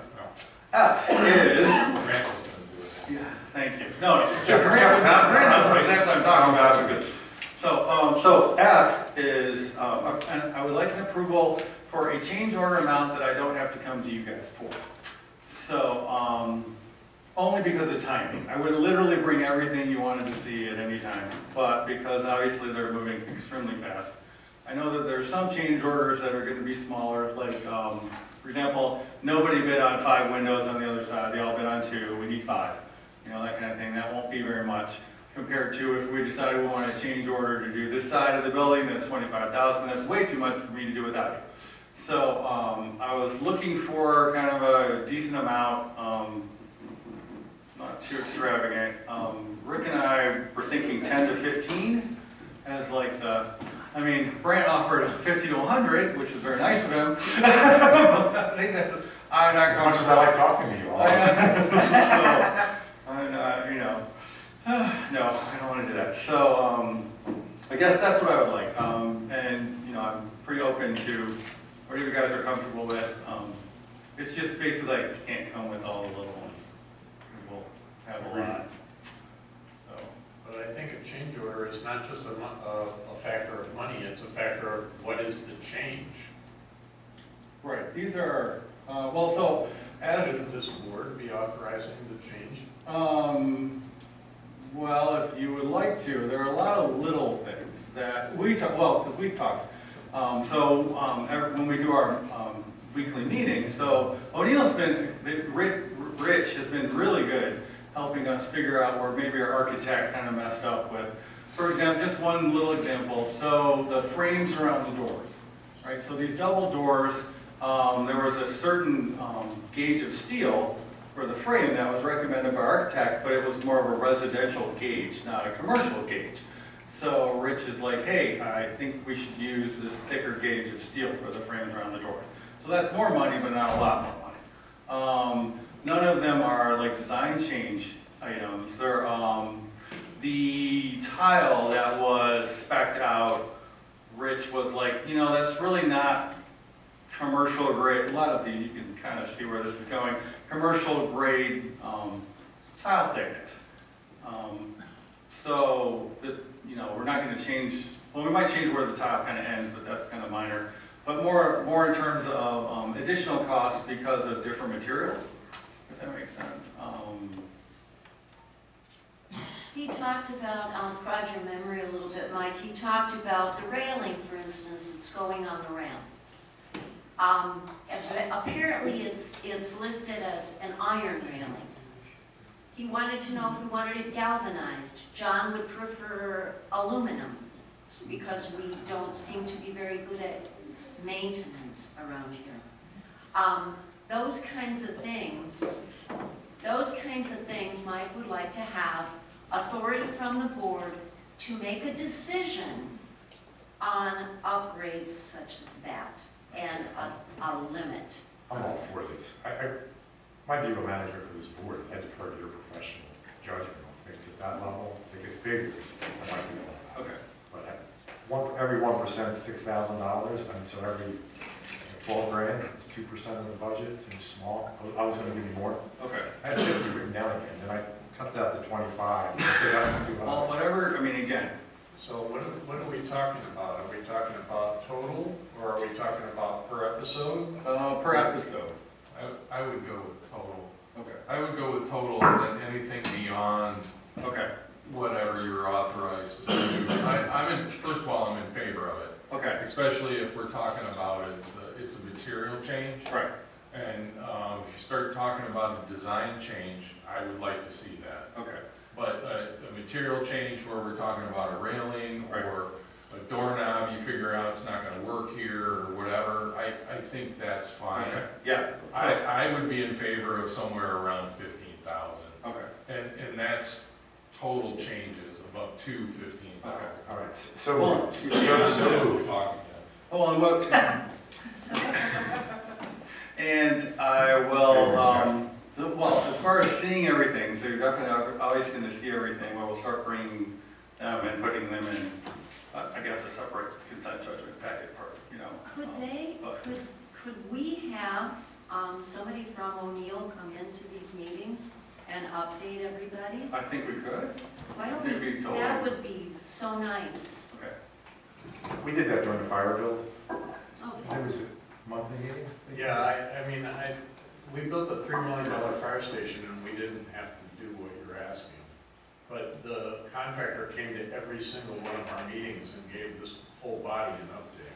Okay, well, we can totally do that. I guess I don't understand why we need to do contingencies on a relatively smaller project when we didn't have to do it on a $3 million building.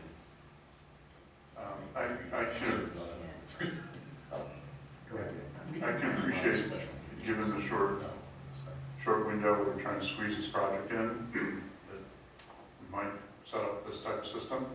Although, excuse me, I also feel from what you're saying that this is a classic case where the contractor wants to add on. Right. And well, but they all, I mean, upgrade right. materials. I guess part of it is how much. I hear what you're saying. Well, I hadn't finished. Well, but. Let them finish. Go ahead. If we're talking about a tile upgrade, this building is not heavily used. So, you know, in that example, maybe I've questioned. Did you want to do this? I'm sorry, Mike. No. I'm No. So part of this is because we're trying to get this done in a short period of time, and someone else picks an architect who catch any of these things, as John has pointed out repeatedly in the meetings that he goes to. So, if you would like me to bring every single thing to the board, I will, because I am not an expert at this, and you guys are probably a bigger expert, that's why I have Rick doing it. But if there are certain things that, to the extent where you're actually thinking that O'Neill is trying to kind of upsell some things, John and I and Tony, that's why when we do our meetings on Wednesdays, we all agree on, oh, that makes sense. If you want to come and be involved in that part of it, that would be perfect. I'd be more than happy for help for people who've done this before. But otherwise, I have to keep this thing moving, and they're supposed to be done by January. Like tomorrow, they're going to be taking out that wall and moving it. They've decided, so I don't have time for you guys to all okay the tile that's going on the floor, in the November meeting. Yeah, we did. I jump in. On the fire, we were making decisions like that. Like, for example, the lettering. That time, it's not going to be, we had a line item in the budget, and we decided. And personally, I thought, oh, it'd be nice if we had the line. But there was a bunch of decisions that were happening like that, and those meetings were open also. We can all go to this. But there's a motion on the table. Right. So if I may continue on Yes. a point before I was interrupted, they may be putting items on the table for review. They may not be necessary. So my example was I don't know what the tile spec is, but the architect thought it was sufficient for this project. They think differently. So it's an opportunity for them to charge more for a more expensive product. So my point is, you don't necessarily have to say, oh, that's a good idea, or whatever the reference is. And we can say no and move on. And my point regarding tile is this is not a heavily used building. So perhaps the tile that was spec'd would be sufficient. Can I ask a question? We've already authorized you to spend how much without? $3,500 per line. $3,500, right? Yeah. So this to me would fall under that, right? If there's a change and it's less than $3,500, it really doesn't matter what the change is. Honestly, But no, we've authorized you to spend $3,500,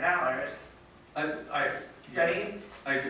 Yes. The problem, I guess, for our normal purchasing policy, is that they all come out of the same line item. So the little ones would add up to more than $3,500. If that makes sense. Normally it's like $3,500 for over here and $3,500. Yeah. So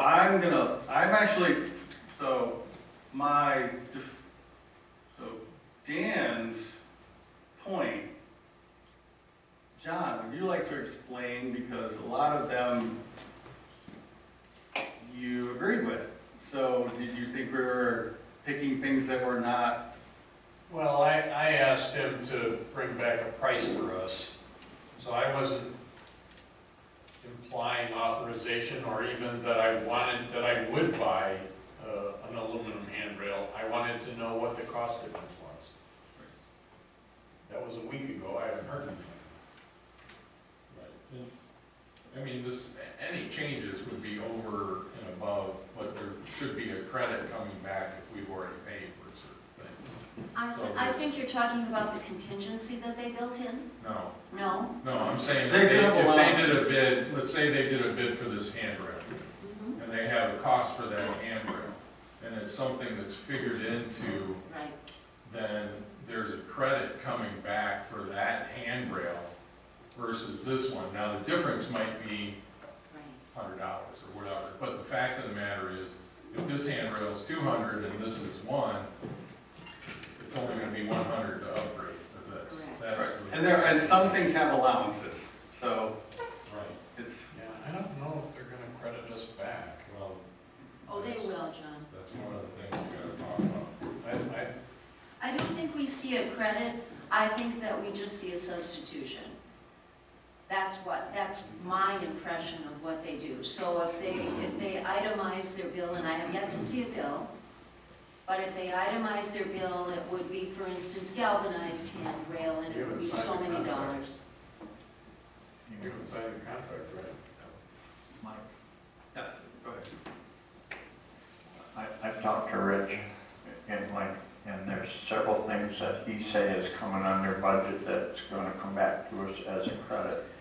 So that, you know, like the floor out in the fire hall, it's not gonna cost them as much because they're not gonna rip out the concrete that's already there. And there's other issues that he says that there will be, it's coming in under budget, so it'll be a credit we could use somewhere else. So you gotta understand that too, you know, that there's some credits coming. And that's actually a very good example of the timing problem.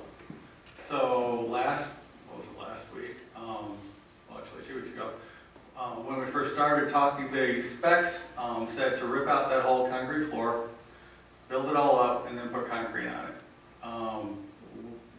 Rich, basically, along with maybe John and Rick, we decided, no, that's not what they're going to do. They're going to fix the concrete, or they took out part of the concrete with the drain, they're leaving the rest of the concrete. They're going to put, they've already started, they put sand all on it today, they're going to start pouring the concrete. I could not have come to you with that in between. So it's a change as to what we had, but when we had our meeting on Wednesday, and I mean, I'm not great at this, but I'm not an idiot. So I'm a very pessimistic human being. So I can kind of tell when Trump is trying to upsell me on something I don't think we need. But I think a lot of it has to do with the fact that the architect is a residential architect. As John has brought that up a couple times. So if you'd like to do it the other way, it will take us a lot longer, but I'll do it. Well, if the contractor asked us something on Wednesday, we could have a special meeting on Thursday, and maybe only 4 of us show up. I could do that too. I don't think that's necessary. I mean, honestly, I appreciate all the discussion. I fully am confident the three of you can work together and plan that out and keep things rolling. And so I made the motion for, you have authorization for $15,000 in aggregate. Okay. Do we need a second on that? I will second it. Okay. Other discussion? Okay. Saoirse? Aye. No. Aye. Aye. Aye. Aye. Aye. Okay. All right. Yeah, not to exceed. Yes. And we will, and I think the easiest way, unless you would like it some other way, I think as they come in, I'm going to just start sending emails to all of you so you know exactly what's getting changed and all these. So, and if any of you have an objection or a question about any of this, please jump on me, like, so that, you know, right, I don't know what I don't know. So, especially for the engineer people.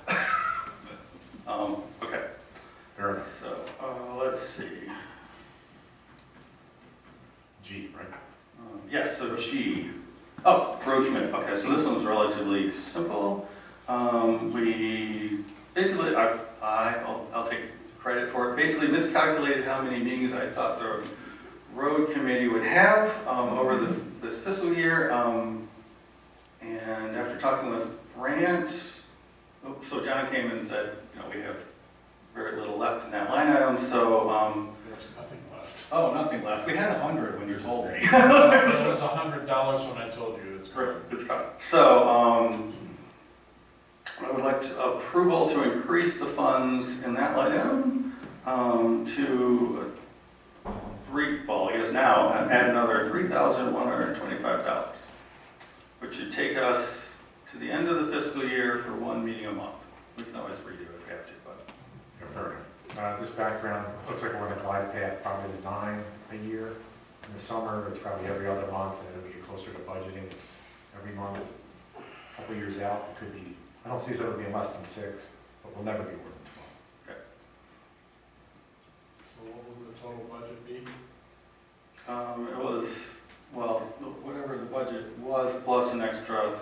$125. Yeah, Oh, I'm sorry. unfortunately, I don't have my, Right, I don't have access to that data, so okay. I don't know what that, it's, Bill's not here today and the laptop would not work. Okay. You looking for a motion? Yes, please. I'm moving everything, I'm happy to move ahead. So moved. Second. Okay, more discussion. All right, all in favor? Oh, wait, sorry, money. It's a budget amendment. Shelley, please. Aye. Aye. Aye. Aye. Aye. Aye. Aye. Okay, thank you. Oh, so now it's H. So, yes, so because of the, just trying to anticipating adding a little extra, even though, we're not anywhere near 600,000, I figured that would be, Well, we already had, we had two. so we have two, so. Why would we take it to 8? It should have, sorry, I think Elena kind of messed that up. It's supposed to be increased to 600,000, not 600,000. All right, that's a biggie, got it. Now, didn't the total include the contingency in it? Yes. Yes, so I'm anticipating not getting close to it. I just wanted to make sure we had a cushion. So I think you're trying to do more than one thing here. Okay. You're trying to move money and you're trying to make a budget amendment. Yes. Normally those things are two separate things. But however you do it, one or two motions, it should be crystal clear. Okay, so I would like to, yes, move the money and have a budget increase on this line item 401-000-974 To what amount? To 600,000. to 600,000. Are you good, Don? What was the sum of money being moved? 4. I think 4. Is that in your motion? Yes, we can move 400,000 to increase it to 600,000. Well, I haven't moved, actually. That's what I would like to do. So that was, you moved though. That was a motion. Sure. Okay. Thank you. I'll second it. Thank you. Further discussion. What was our total number? So, 600. I Six. get that. I mean, what was our total number for the contract? 429, no, 409, 492, yes. 490. But that does include the contingent, yes. That does include, 22,000 something contingent. yes. But does that include the mediation of the No, mobile not and yet. the windows? Because that's gonna have to be in that budget line. Right, that's kind of where the Part of extra, the 600,000, yeah. yeah. not that we've approved that yet, it's just. No, but that's that. Put line it there. Right, so.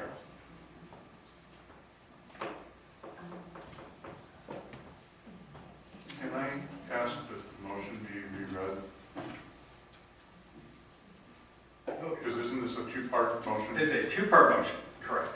So, I would move to move $400,000 to line item 401. The transfer is to the Okay. capital improvement. Right, so 401-000-974, and to increase that line item to a total of 600,000.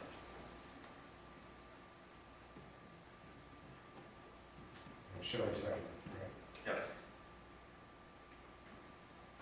So, any other? 200 flat and everything. Yes. In the budget. Yep. Okay. Aye. Aye. Aye. Aye. Aye. Aye. Aye. Thank you. Okay, so, aye. So,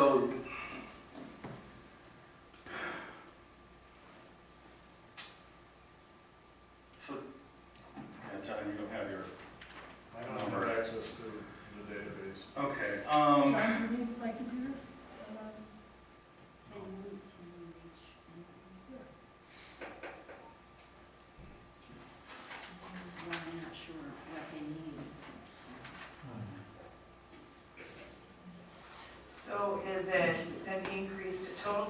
$50,000 in each line, or an additional $50,000? An additional 50,000. And this is because we're spending a lot of money on Yes. legal fees for the ZBA, and If I remember correctly, we're already at 56,000 in one, I believe it's the 702 department. Can you look at those, Tony? I might be able to, we'll see what ZBA, zoning, planning stuff. I will just add that it's not too surprising, again, this is one of those things, all of our ordinances really need to be updated, they take a lot of expertise. I know that's probably not the full cost, but these are things we haven't done for a long time, and they're complicated ordinances, which is why they haven't been done, I assume. So there is going to be some expectation of more money, to legal services. And the one thing that, so with the private road ordinance, we have not done this particularly efficiently as far as the transfer between us telling Sri and then Sri talking with Matt and vice versa all the way around. For the next ordinance that we're going to work on together, my plan is that we will come up with a lot more specifics up front and then have Sri and or the planning commission draft it for us. We look at it again and then we send it to Matt when we are pretty much ready instead of that kind of thing. I'm hoping that'll save a lot just because of the way this has worked. And I know this one's really complicated and most of them won't be this bad, but that's what I'm seeing as, like, from looking at the bills. A lot of it is, it's not really duplicative efforts, it's more like just a lot of steps in between as we're kind of trying to work things out while sending things around instead of trying to work things out ahead of time. So hopefully that will save us money that way. But for right now, just to get us to keep going, I guess. So can you tell us the status of that GL number 101-702-804? we might be able to, just a minute here. I had to GL was update it. updated.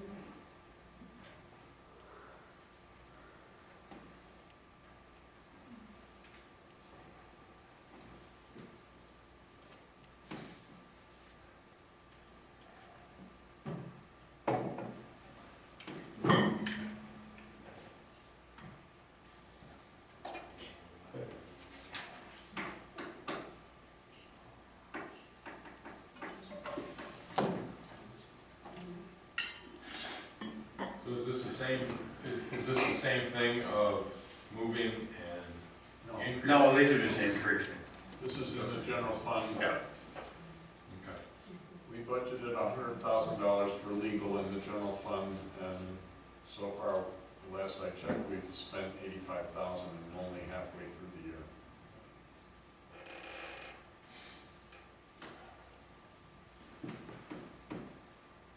This is increased up.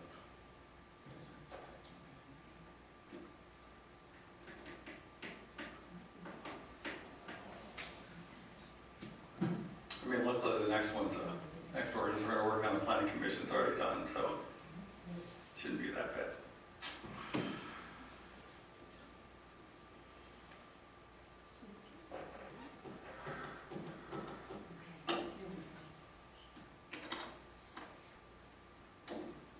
Township operations, Township operations as of 9/30, we had spent $28,149. Zoning, legal services as of 9/30, $55,905. The total expenditures, and that would be all of our legal fees, $84,054.15. Well, that's 84% of the budget is used. Okay.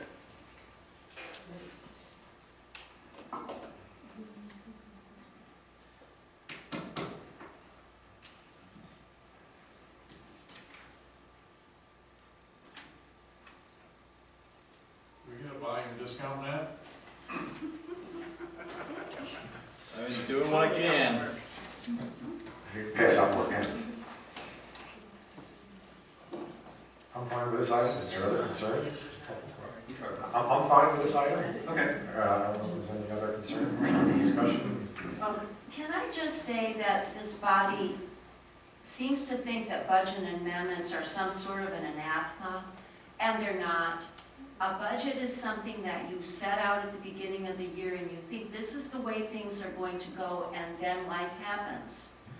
So it's really quite responsible to make budget amendments about quarterly, and so that might be what we need our residents to get used to. I know when Mr. Kingsley ran the show, he would inflate the budget. We always came in under budget, and everyone was happy and slapping us on the back, you collectively on the back. I wasn't here. But that is not, it becomes then not a tool to work with. When you simply inflate it, it is not a tool. So I think that we have to sort of get past that idea that budget amendments are to be avoided like the plague. I don't have that opinion.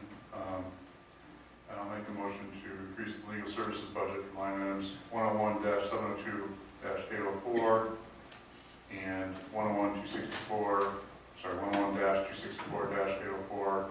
267. 101-267, 804, thank you, John. Increase of $50,000 to each of those line items. Second. Okay. Question. Yes, of course.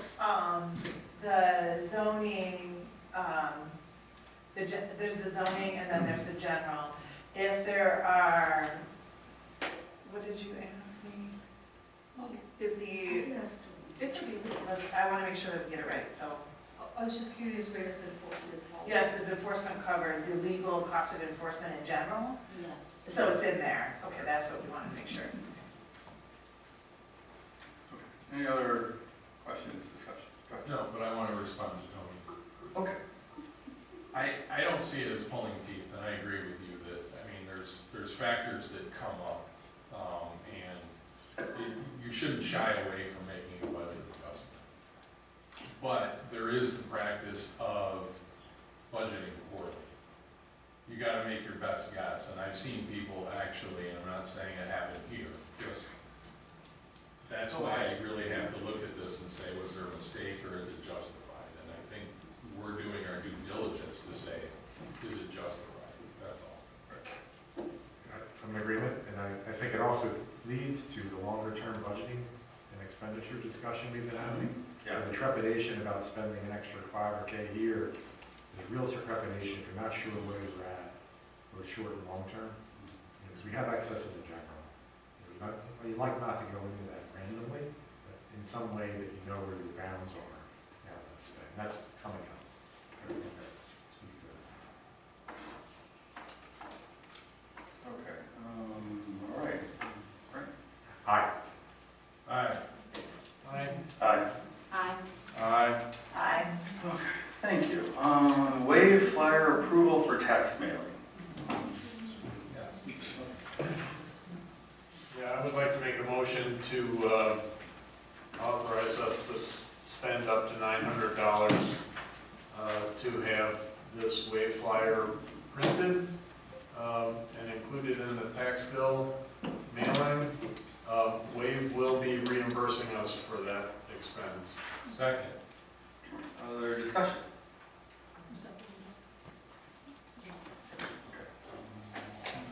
Okay. Shelley, please. Aye. Aye. Aye. Aye. Aye. Aye. Aye. Okay. All right. So, ordinance draft discussion. No, No, we didn't. there's Oh, wait, sorry. Oh, sorry, because I only have Jay here. So, Yeah. sorry. So PDR, right? PDR. PDR. Thanks. Yes, PDR. The PDR committee is recommending that we spend money to purchase a property, which is 80 acres. It's also connected to other preserved properties. It was appraised at $418,000. We did get a state grant to cover just over $160,000, which was 38% of it. And we are expecting an equal amount, another 38% from the Washtenaw Natural area. Their meeting isn't until later this week, I think. So our estimated cost, which includes closing, due diligence, and the remaining cost of the property, is $105,000, that's what they're estimating. So I'd like to make a motion that we approve, is it a? Until, you're asking for the appraisal now? No, they've already done the appraisal. Okay. We're asking for the money to purchase it from the PDR fund. So $105,000 from the PDR fund to purchase the property. Not to exceed 105 is what it is, really. Okay, I'll second that. Is this the item 2015-4? It does, there is not a proposal in here. That's why I was trying to figure out, is it a motion or is it a? Yeah, we should have the property number on there that we're talking. Oh, you're asking me for the property number. I'm sorry. Yeah. Yes, I have the property number. It's 2014-1C. 2014. -1C. Is this a fee purchase? I don't know. That question, I'm sorry, I wasn't at the PDR meeting when they approved this. So the motion is to purchase that parcel. Yeah, The easement. developmental rights Yeah, to easement, that yeah, property. yeah, Yes. easement. That's different than, Yes, I'm sorry, thank you. It's for the easement. For a new park, Dan. kind of a parks fund. We're putting an amusement park there. So for clarity, it's to acquire a conservation easement. Easement, yes.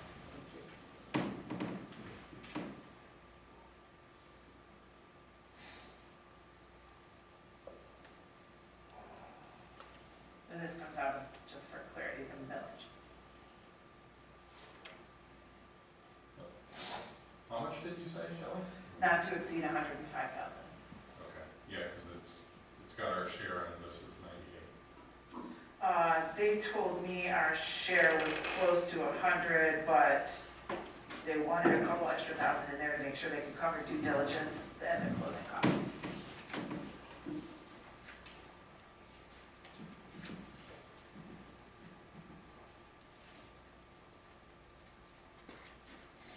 We have a motion and a second. We do. So any other discussion? Okay. Aye. Aye. Aye. Aye. Aye. Aye. Aye. And Shelley, can you, when we get enough info, can you let me know so I can put it out on my email blast? Yes, it's still confidential, Yeah. but yes. Whenever it's- Yeah, whenever, yeah. for sure, yeah. Okay, thank you. Shelley, who sent the I. Okay. All right, am I missing another action item? Yeah. Dan's- The nuisance? Okay. Okay, yeah, yes. What was the other one? Nuisance, thank you. Yes. Oh, yes, okay. So, Talk about adding to the purview of the planning commission, lighting and Adding the language of condemned properties. adding the language of condemned property okay. to the review. Right, into the nuisance ordinance. That's a motion. So moved. Okay. Are there any other? I don't want to get, okay, so this is, let's just do these first, Okay. please, because I have a question about the one. Okay, so do I have a second? Oh, second. Okay, thank you. Okay, discussion-wise, I would like, if we give them direction to look at this, the lighting. So Chuck and I have done, I mean, both of us kind of share the same background as far as like court. And so certain things in our ordinances, reasonable gets you in court.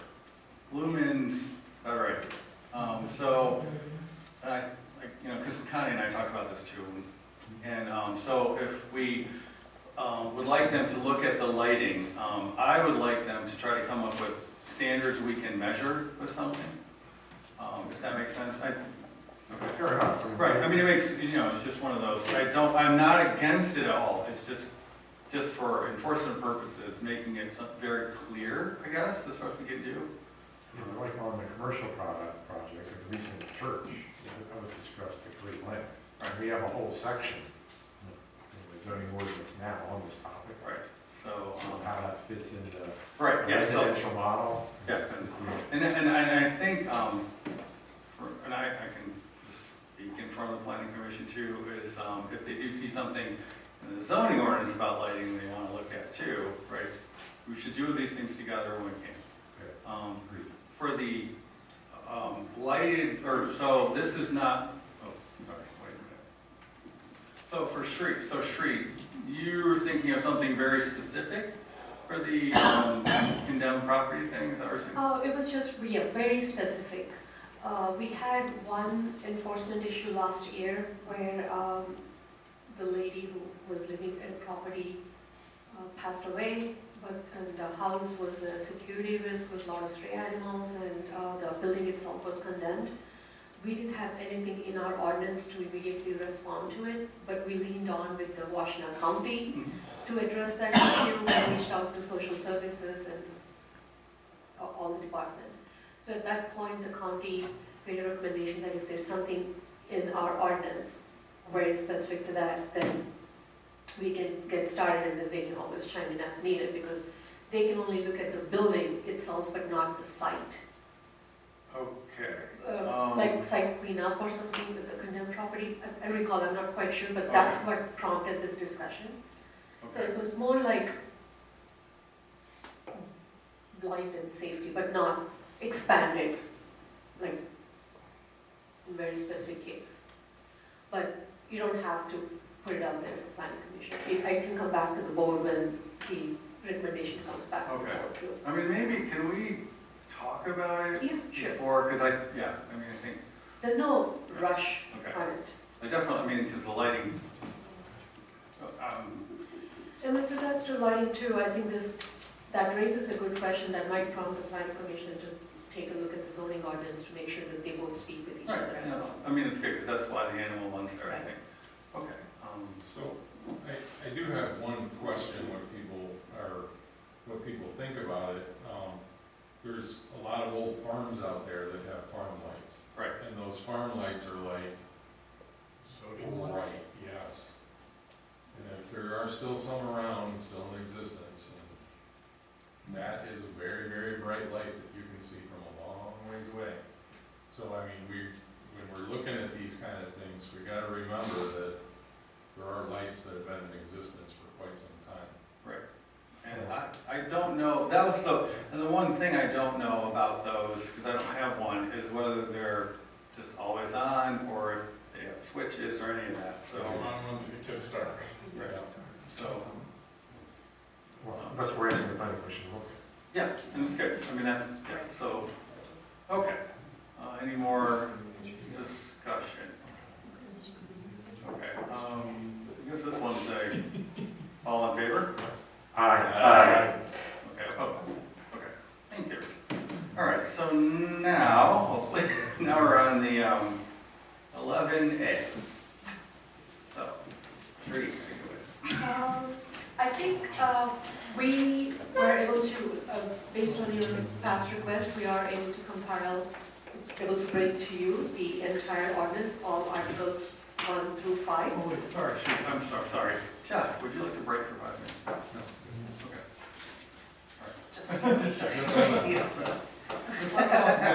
We're moving along, I don't want to slow down. So 1, 2, and 3, that was included in your draft in September meeting, and we haven't made any changes to those 3 sections. It's the same draft that was provided to you before.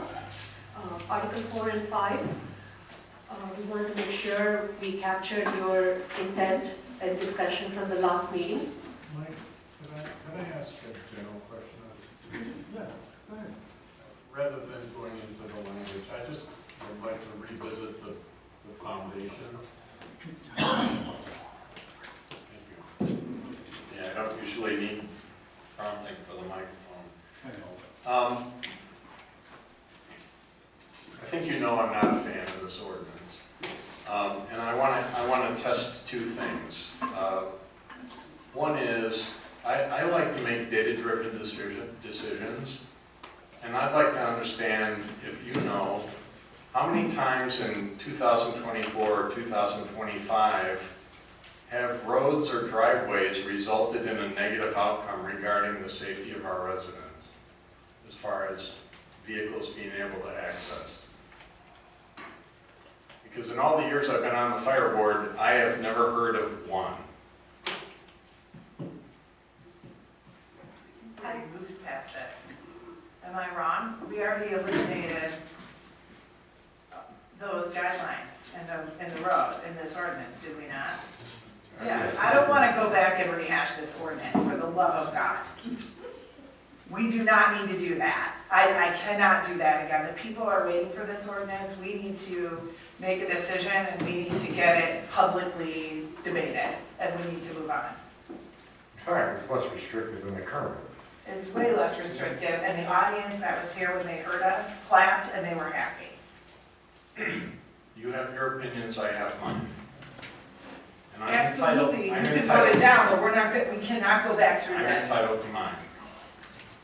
Anyway, are you aware of any incident where the width of the road was an impediment?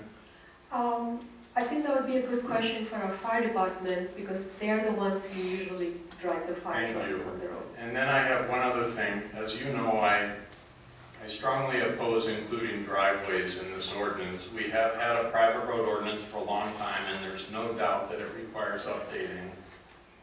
But this update doubles the size of the ordinance, and it adds driveways into the private road ordinance.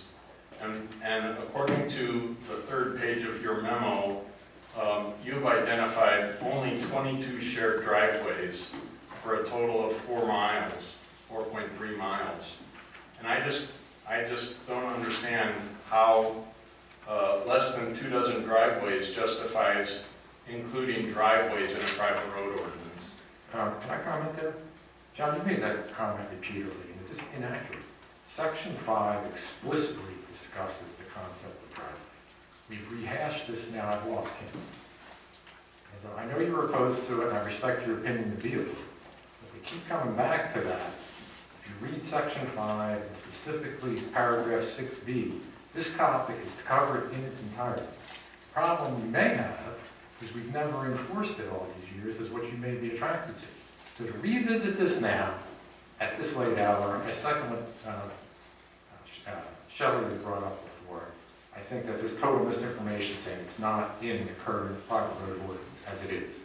Okay, can I ask our attorney? So I kind of agree with Grant, but that's why we played with that other language earlier this evening, right? Because it does have shared driveways.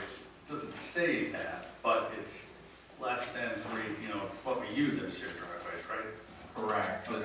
The section 5 became what's referred to as a shared driveway because it uses the 3 parcel language, 3 or less lots of dwelling units.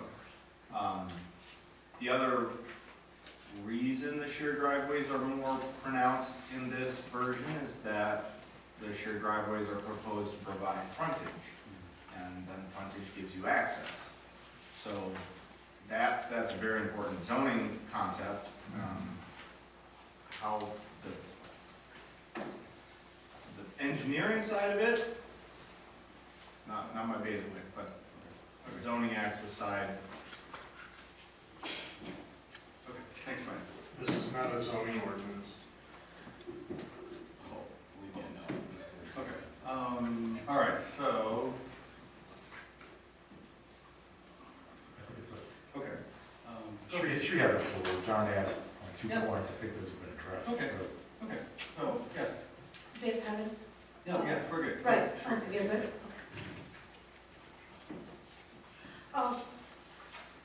So 1, 2, 3 haven't changed since you last looked at it, but we never got a chance to look at it and see if you're okay with the language. So that's why we're here. 4 and 5, we want to make sure we capture your intent. The goal is to, in summary, to grandfather all existing non-compliant shared driveways and private roads until somebody requests a land division. Even at that point, they are only required to bring the non-compliant access, which refers to both private road and shared driveway. I'll just, when I say access, it refers to both, just to keep it simple. Non-compliant access to current standards just along the frontage of the proposed lot that is proposed to be split, or if the land split requires an extension of the road, then the proposed extension should meet the current standards. And because there is definitely a concern with regards to, just looking for that image. Which one are you looking for? It's Yeah, on 118. oh, there it is. Sorry, I lost my train of thought. Okay, so then the extension should meet the standards. And a maintenance agreement will be required just for the extended portion and the new lots that are being created. And a maintenance agreement will be required for along the frontage of the new lots that are being created.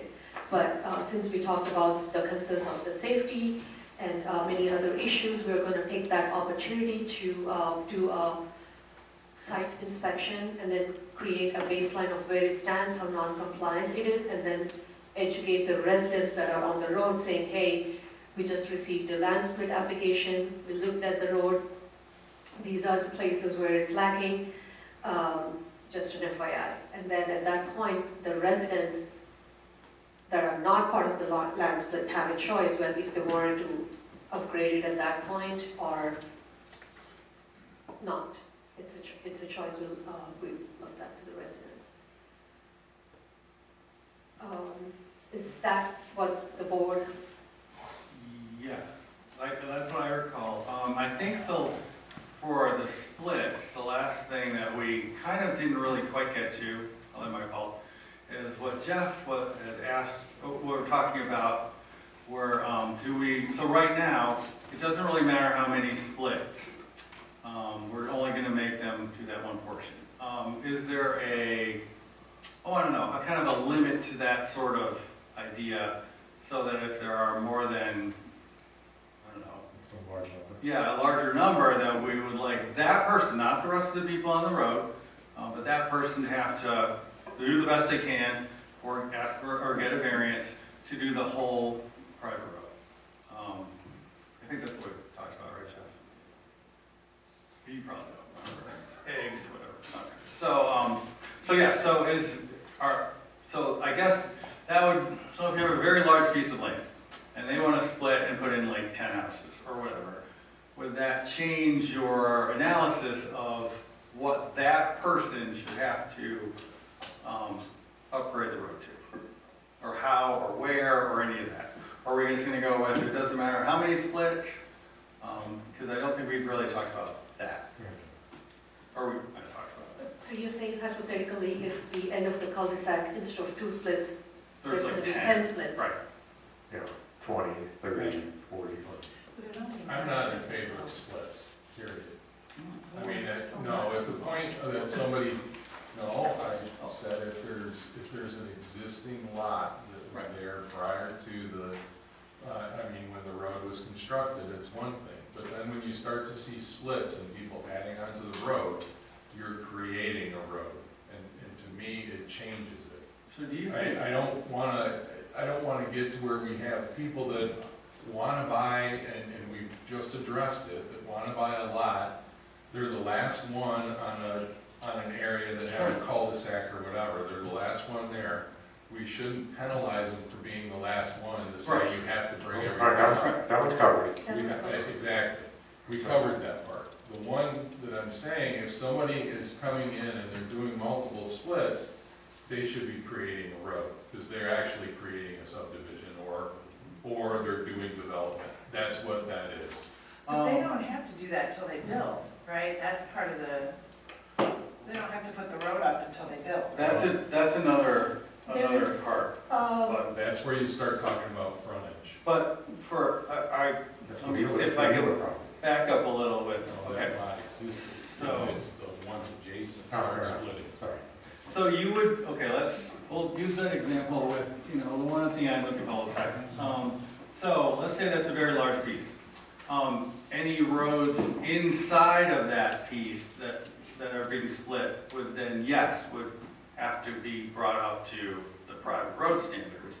It's the question of what, should that person have to do anything for the rest of the road to get to that large piece that he's now split? Because right now, it would be, If it splits, I say yes. okay, I would. for all splits? Because right now, it's Yes. like, so if this guy right here, we'd only have to do this part if he just did like 2 splits, right? But if he did like 20 splits, should he have to do all the rest of it too? I guess is the part that we never really kind of nailed down. It's changing the original design. Yeah. Okay.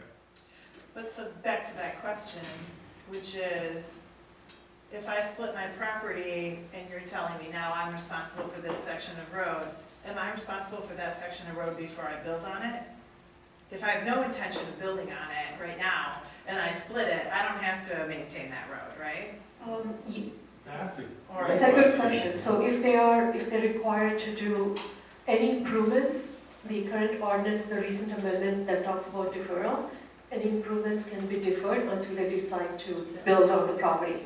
But for them to be able to split, they still have to have a maintenance agreement in place, an easement recorded, and an approximate plan that shows that a road can be built in that location.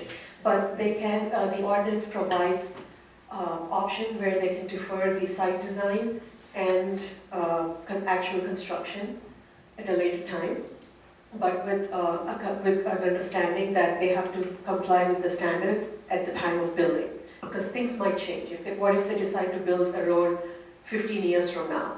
what if they sell it? So, I mean, then, with no, so that road permit and those requirements, that they have to build it, that this is what they've agreed on when they split the property, are part of the maintenance agreement, and the maintenance agreement will be recorded with the county register of deeds, so it will show up in the property search. Right. At that point, if you're doing a split, you're creating a variance. This isn't, you're looking for a variance, you're actually creating the issue. I think the deferral was added for a couple of reasons. One, because some people might just want to do property transfer, a split to give it to, property, to transfer it to family and friends, but they have no intention of building at that time, At that time. at the time of split. I'm totally open to a sliding scale. And we talked a little bit about this last time with the site plan, the development. Then we just had the recent one up on Mass, something Ridge. They have, that was a Land Division Act, 8 or 9 splits. Seems like if you get to 10, that's more of a development, and then they're responsible for the whole road. Be my initial thinking. Somebody that wants to split off the kids or others, 1 or 2, 3, I could see it being on a sliding scale. Certainly, if you get to 10, I think you're responsible for the whole road. You just don't do it all at once. That's the, So, but 1 would have the whole, would trigger the whole road, is what you're thinking? hey, bottom line is somebody would come in and split, or in your case, if you set a number of 10, If you do 3s. yeah, they Or do nines. 3, and then they keep 2 big ones, and then they do 3, and then they do 3, and then they do 3, and now you've got 12 sitting there. That's That would- exactly right. That would fall under this. That's why we have the, That's part of the reason why we've gotten where we are. Dan, you seem poised to say something. Well, this is all related to maintenance agreements and frankly, neighbors being good neighbors. So if a neighbor splits once or 6 times, you would hope that they would step up and say, hey, we're going to increase the burden on all the other people on the road and the wear and tear, that they would then invest in improving that to facilitate their development or their splits. Doesn't always happen. So, my opinion is, if I'm one of those neighbors and I don't like that, I would be suing because they have increased the burden without my approval, depending on how the easement is written. And, that's what we're facing here. So how would you handle the road approval question? I was in favor of improvement of the road for a split. So The entire road or the road in front of the split? potentially the entire thing. Bring it up to a reasonable standard, not necessarily, a Cadillac, but getting safety things adjusted and ensuring drainage, vegetation, base of roadway. We're not there, so I understand that. So if I understand, they, looking at the second image, your ideal situation would be like, it doesn't matter how many they split, 2 or 10, right? I guess 10 makes a lot more difference, right, in the wear and tear on the road overall. But your opinion would be that at the split, they really need to improve the road. Or To some standard which enhances or brings up to a standard that ensures access, the ability to turn around, all these various things we've talked about over the months to help make a more accessible, more safe driving environment for themselves and for the neighbors, and importantly, all the emergency services. Right, and for anybody who buys it in the future and gets stuck in this situation where they can't build because the road isn't improved and they can't get, that piece of it. I was trying to avoid that, right? while we're contemplating, section 3.1, Sri, you talked about, that's what has the 16, 18, 20-foot question. That's for the board's consumption. Wait, are we putting a pin on this? Well, you made the comment early in this discussion that section 3 hadn't changed. There's an important point, section 3.1. That's the width of the road. We talked about 18 feet, we talked about 20, we talked about 16 for shared driveways. I see, there's stuff to make a decision. Right, yeah. Well, back to Dan's point, well, we do have standards of review. Dan has a reasonableness. Dan, it has a reasonableness clause in there. I mean, so to your point, it doesn't have to be exactly to what's laid out here. There could be a reasonableness specified. Because certainly, like moving utilities. If it gets to the point where you're going to ask them to make road modifications so that utilities have to be moved, that is a huge cost driver. It's not, just grading cost. Yeah, that's a good point, Brandon. There's somewhere in here where it noted that utilities are okay under a ditch, which is not a good idea. So that means Yeah, right. further off, which means you have a need for a greater width of easement. Fine with those. Yeah, which gets back to the variance question. I mean, there could be a practical difficulty standard. You would start applying for some of those. I'm kind of slightly confused because the last image that was presented to the board talked about the reason why we had dark gray and light gray is because we said, okay, dark gray is the responsibility of the person who's doing the split, and then we said the light gray would be the responsibility of the rest of the residents to bring it up to standards. And then the board discussed about it, heard the residents, and then they decided that, okay, we're going to grandfather the lighter gray part. But now the board is considering or reconsidering what to do with the light gray part. Or whether if there's going to be a threshold when we start thinking about the light gray part. But not for the other residents, I'm hearing still. Right. Just the Right, person Yes, that's what I'm trying to get at. Yeah, that if Sri, you- you're right about what we said last time. Okay, There- so if you are deciding on the threshold, I just wanted to remind you, also decide who is responsible, who's going to be responsible for that, because we need to draft that. Okay.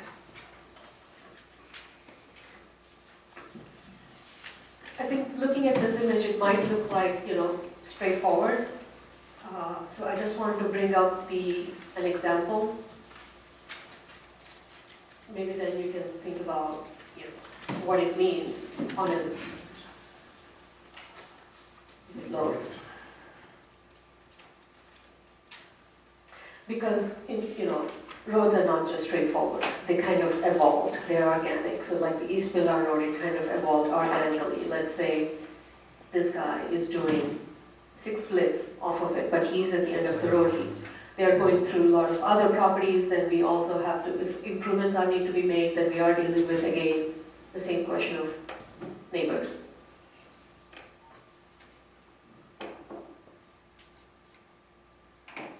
Yes, this is a really good one.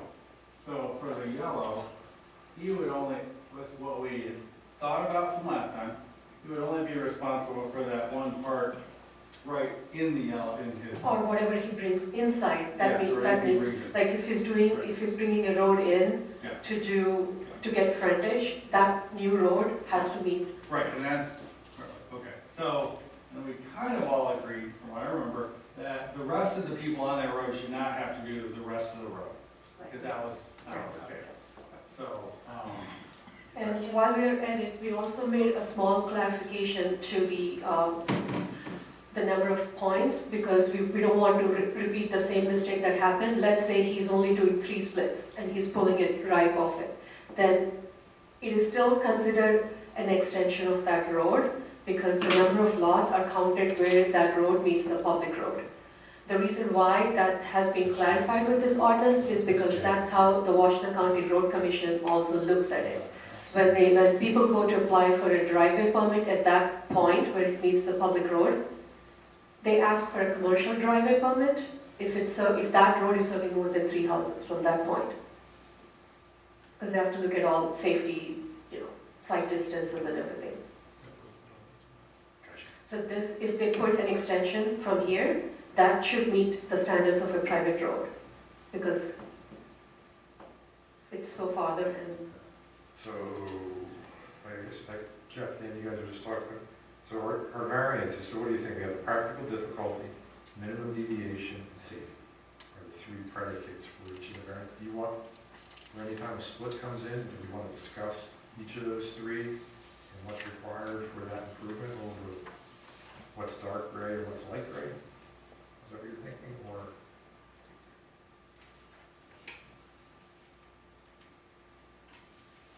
Well, if they're asking for variance, I think Or I'll ask it the other way. If a split occurs, how would you go about deciding how much of the road is in play to request for improvement? Right, isn't that the question? Tony? well, I'm, it's no wrong answer, really. It sounds like you're giving it some thought, I'm just asking. well, I voiced my opinion, and that is not what is carrying the day, so, I'm, kind of like deferring. I have a stronger, feeling of what should be done than most people here. So Go ahead, which is? I think there should be work done on the, to the extent to make that road safer. That requires clearing vegetation, maybe beyond the scope that has been identified, or, adding some turn lanes. I think that's reasonable to ask someone that's benefiting by splitting their property. They're doing it for a reason. They want money. I'm open to that. I think that's entirely reasonable. My question is, how far do you go? What's the threshold? Yeah. Is it 5 splits? Is it 10 splits? Or even how far you go with what Dan's requesting. Do we make them go out to 18? I think eventually the variance questions come into play. If we're completely opposed to asking to dig up all of them, how? Clearly depends on what the existing conditions are. Okay, so Jeff, so this is where, because I want to make sure I know your position. Do you agree with Dan? Or is there a limit of split? If it splits, I agree with Dan. Okay. I mean, obviously, there's different variants that you start talking about. Right. It's like, where we just showed the pillar, that was like, okay, we're gonna add a driveway, and then we're gonna add onto a driveway, basically. And that's why pillar ended up being what pillar is. Or we have this private road, and now we're gonna add a shared driveway that's adding 3 more houses. We don't wanna get into that, because then it's just, it's a continuance of the road. Fair point, sorry. How far would you go to start specking out what modifications you make? I would think it has, I'm in agreement with Dan in the fact that you're doing it, and I don't always believe you're doing it for profit, because there are people that might split their property and give pieces to their children. I understand, but our grandchildren, they're going to, but for the most part, you see a lot of people are splitting it off to sell it. And regardless of whether or not their children or grandchildren end up with it, at some point in time, it's gonna be all separate property owners. Because we run into this with a lot of the driveways that we've seen that have been shared driveways or shared roads from farming families, that they shared a driveway and they had their entire family living on it. And then as they move or pass away, now it's a whole bunch of people that don't have an agreement on the road. They don't have a proper road. It's really just a driveway. And it's a mess for everybody that comes afterwards or that ends up living there. And they don't have anything in place. And yeah, you want to see it to where property owners are like, hey, let's take care of the road, let's work together, let's do this kind of stuff. But that's not what we're seeing. Right. So, Okay, thank you, because that, really. so what are we gonna do then? So that happens, we talk to Sri refers them to figure 3A? Or one of these figures, and if that's not reasonable, they're gonna come to us for a variance? Yes, that was what would happen. Right? Sorry. I want to make sure I understand this. I'm looking at section 4.4. I'm looking at C.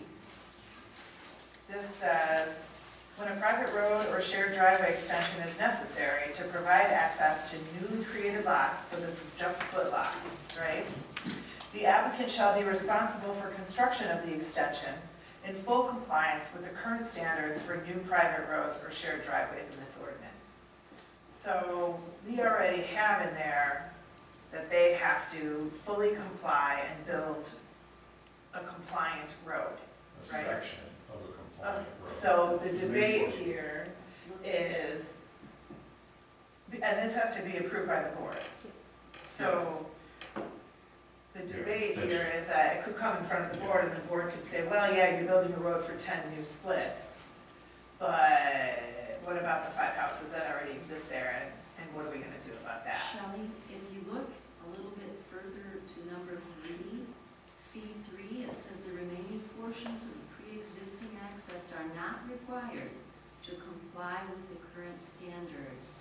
And that would mean that I can have a beautiful Cadillac road in front of my 3, 4, 5 lots, and then something like Miracle Court getting me out to. And then, I agree, yeah, that's what's in here, but I think they're saying that they would Right, like and it to be different than that, maybe. Yeah. Yeah. Tony, what are your thoughts? Pardon me? What are your thoughts? My thoughts, I do not want to insult the audience, okay? My thoughts are that they take the responsibility when they buy on a private road. They take the responsibility that they need something in place for maintenance. If they don't have it, they got to understand that. They take on the fact that the road may be just a 2-track, and they understand that.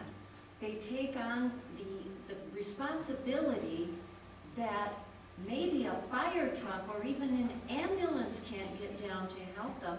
Maybe if they're in their 20s, yeah, whatever.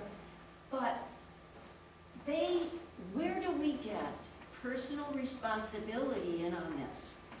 When does the township stop being Big Brother and saying, oh, we're gonna make sure you're safe, we're gonna make sure your road is nice, and I can just see you curdling at me. But I just feel that, you know, if people do their due diligence and look at a piece of property and understand that all of these things are potential problems, and they buy it anyway, it's on them. It's not on the rest of the residents of the township to come to their rescue and have ordinances in place and laws in place to protect them from themselves. That's how I feel. Thank you, Tony. Except for that's pretty much the core focus of government, is to create safety. You create safety, but there's personal responsibility too. And I go into this with my eyes open. And if I don't, I learn a very hard lesson, a very hard way. That's life, Shelley. Take it from somebody I who's just in don't their want someone to 70s. learn that when they die because they didn't think about the fire truck not being able to get down to their house. I am not their mom. I am not Big Brother. I am the government that is supposed to represent all of the residents in this township. And therefore, where does personal responsibility come in? And I know everybody who's sitting around this table is not in agreement with me, but that's why I do not care for any of this. You are taking the responsibility for people doing their due diligence onto the shoulders of the residents of the township. That's. This is why, like, there's no wrong answer, I mean, I kind of thought Chuck agreed with me. Yeah, thank you. So, but the, so the question I guess I have is, in that consideration, when people are splitting, the people the other people who are on the road, the way it is now, like right now, let's say there's 4 houses, there's gonna be 14. Those people who are already there, their road is going to, I would presumably, deteriorate faster because of the new people, like that's what Tina said. And they bought lots on that road knowing that there was land available that could be sold at some point in the future. And split. And they do not have any kind of an agreement attached to their deeds. Except for the easement. That's where the lawsuit ensues. Right, that would be the private. That's the issue, yeah. Yeah, I mean, in all, in our legal opinion, And that's that is one of nothing. Congress in here that covered this. Sorry. Go ahead, Brent. I cut you off. I just said there's a bunch of opinions in here with the role of public government relative to fire safety. I'm looking close to where Tony is on 1 or 2 splits. I don't see a clean way to do it. Okay. And that's where I'm probably closer to where Dan and Jeff are. I'd like to have a document though that Street and Mac can construct that covers this. And right now it's a moving target. Right. Well, right, I know, I mean, this is actually really good, because this is why, this is the part we didn't get to last time. And, so, kind of hearing all over the place at this point. Well, it's a question on threshold. I mean, right now, I mean, the way it's set up, if you take all the opinions you just heard, somebody buys the land as currently written, it could have to meet a standard. If it's onerous, there's a variance process in place. Or you could say it meets practical difficulty, things like this, and it's less onerous. It could be do anything, just put a cul-de-sac at the end. Almost similar to what we did for Mitzvah. Is that it's all you know, put a load of grass. What do you ask? You had to put a turn in. Right. Wider That's probably where we're headed, is something like that. I mean, I think the reasonableness standard is where it keeps people from you know, 1 or 2 splits, it doesn't seem fair to have to spend 300 or 400 grand improving a road. Okay. But if there's 10 or 20 splits, then it seems like the math works. I agree with you, except for back to Jeff's point, I'll just split 3 at a time. Yep. Right, I mean, that's, again, that's like, That's what we've seen. Yeah, no, I would totally do that. yeah, right. What can you do for us? Well, so one thing you could do to prevent the 3 at a time issue is it's a maximum number of dwelling units or lots. So if it's 10 dwelling units or lots, then the entire road must meet the standards of the ordinance. Well, that's Now, what we're saying. That puts the property owner who wants to go from 9 to 10 in a bit of a pickle. Well, we're just saying that if you say the threshold is 10, I'm just gonna split it 3 times this year, and next year I'm gonna split it 3 times again, and then I'm gonna do, so I don't have to do that requirement. Oh, no, I think Matt's saying 10 total. Yeah, right, so once you get the 10 total. Oh, I see what you mean, I got you. Oh, okay, yeah. I just wanted to understand, so what the board is talking about is what to do with the lighter gray part Yes, in that image. yes. So the current draft, the way it's written, it says the remaining portions are not required to comply. But it also says that if you're doing any split, no matter just 2 splits or 3, it comes to the township board. So if we can get like a little bit of a clear guidance as what you want to do before we go back and start writing and bring it back, and then we start talking in front of it. No, I mean, this is actually, because it's, I just wanted to, I think we could consider something like where we can say it doesn't need to comply unless the board by resolution requires compliance, and then we can have standards of review and, and approval, similar to variance. That way you guys can decide case by case basis what to do with the lighter gray. okay. But if that's the way, if you guys want to go, that's something we need to focus on. At the same time, we also have to put some kind of expectation in the ordinance as who that responsibility will fall on, whatever the board decides. And I think at least for that part, it sounds like we're all in agreement the responsibility is on the splitter, not the other people. Because I think that was, it seems like universal for all of us. It's more of the, yes, drawing that line with where do we, I mean, I kind of like math idea, if we could figure out or if you think that what Sri says will work with making it more amorphous, then that would be, I think, the easiest way for us all to agree, because at that point, every time we get something, we can look at the specific road at that point. I'm not trying to be pushy, I'm No, not no, trying to get you yeah. agree to something, because I'm the one who's answering questions when people call, where is this leading, what happened, what do you think happened? Right. I want to be clear. Yeah. That's the only reason why I'm trying to summarize what I heard. Yeah. Okay. So part of the problem that we run into is when we start talking about a case-by-case basis, you've got to make sure that you're treating everything equally. And that's where it becomes difficult to do it. And as far as doing a section of it, in my opinion, it's you do all of it or you do none of it. Because it makes no sense to do part of it. Well, I mean, see, I hear that, but I think that goes along with Dan with, at least at that point, let's say okay, so where you have it, like, the 2 people on the side, at that point, that road's gonna be wider.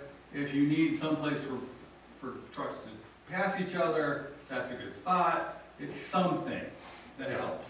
Yeah, So, the folks from Merkel, that was just out there. I don't know the history, but when you head west on Merkel's Court, then you make the right. You make the right to head north. I didn't go there initially because I thought it was a private driveway. It's narrow. My truck's a little over 10 feet wide. That was mirror to mirror. Yeah. But they have a turnaround at the end, which I think that's. so. And that's the point that Dan was So I see what you're saying, but I do think it kind of helps.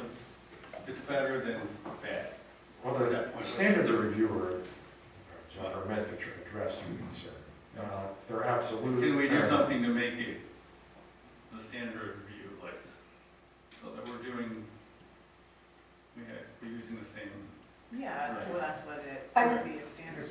consistency. How does it trigger, is, every split doesn't come to the board, right? Some are administratively done? If it's on a non-conforming access, everything comes to the board. Okay, so that's assuming it's on a private road. Yeah. That's Or shared the driveway. non-conforming access. Could have a shared driveway that's currently serving 2 parcels that's split to serve 3, and that would just go to Shree. No, if it's a non-conforming, if the land division is related with the non-compliant or non-conforming access, irrespective of private road or shared driveway, it comes to the board. I stand corrected. So it doesn't, there's no like, we don't have to set up any kind of threshold of when it comes to the board versus when it can, because they are gonna come here. So what we need then instead is Standards. the standards that tell me what does your road look like, what, you know, Well, that's what the what do standards we have are. to assess in this situation, basically. So that you can make it consistent. Yeah, consistent decisions. Yeah, I mean, so it's the same thing the ZBA has. The Yeah, three exactly. principles, Yeah. practical difficulty, minimum deviation, and C. We had it reasonably safe before. And so that's what the board determines based on what improvements have to be made.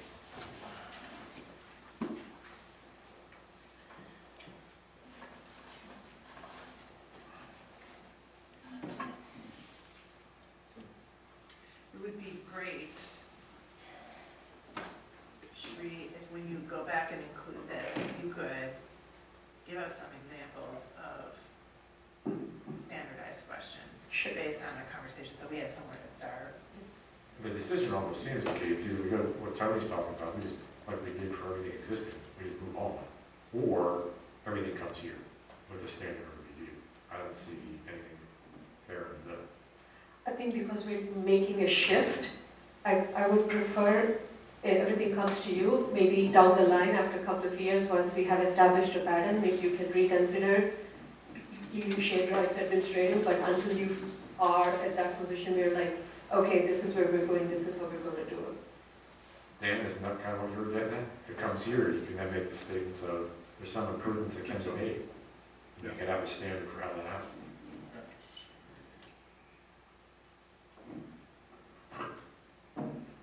So I'm hearing the consensus coming towards, if there's a split, then the entire access road, at least up through the splitted parcels, would have to conform. And then, so that would be the standard. However, they would at the same time be able to bring a variance request to say whatever they need to say. We can't do 20 feet earlier because of the utilities or whatever. That's what I'm hearing too. I don't see any other. I mean, I don't know- see, Yeah, okay. or we move on completely. Yeah, no, and I kind of, I mean, weirdly enough, I'm kind of in the middle with you and Shelley, I think, at this point, so. I think this kind of solves, like, Which it helps does, to it kind of address helps it a with, little right, bit. I mean, okay, I can do that. so, all right. So, did you, are we going, She needs guidance now. How do you want?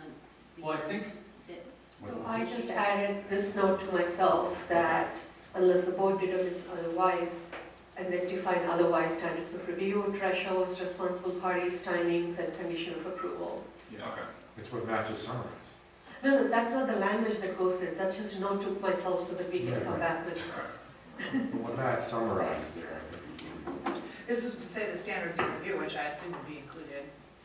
in It's, the- it's already here. Yeah. Section 2.7. okay. Okay, so that, we'll have to bring Article 4 and 5 back to you, because we need to redo a little bit of that. 1, 2, 3 is still lying out there.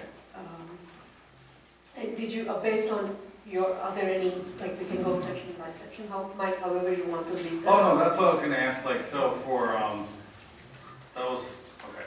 Or maybe you can go back to this question, Do- 20 feet versus 18 feet. Oh, yeah, so Let's- 20 versus We didn't have 18, guidance on that one. okay, well, first of all,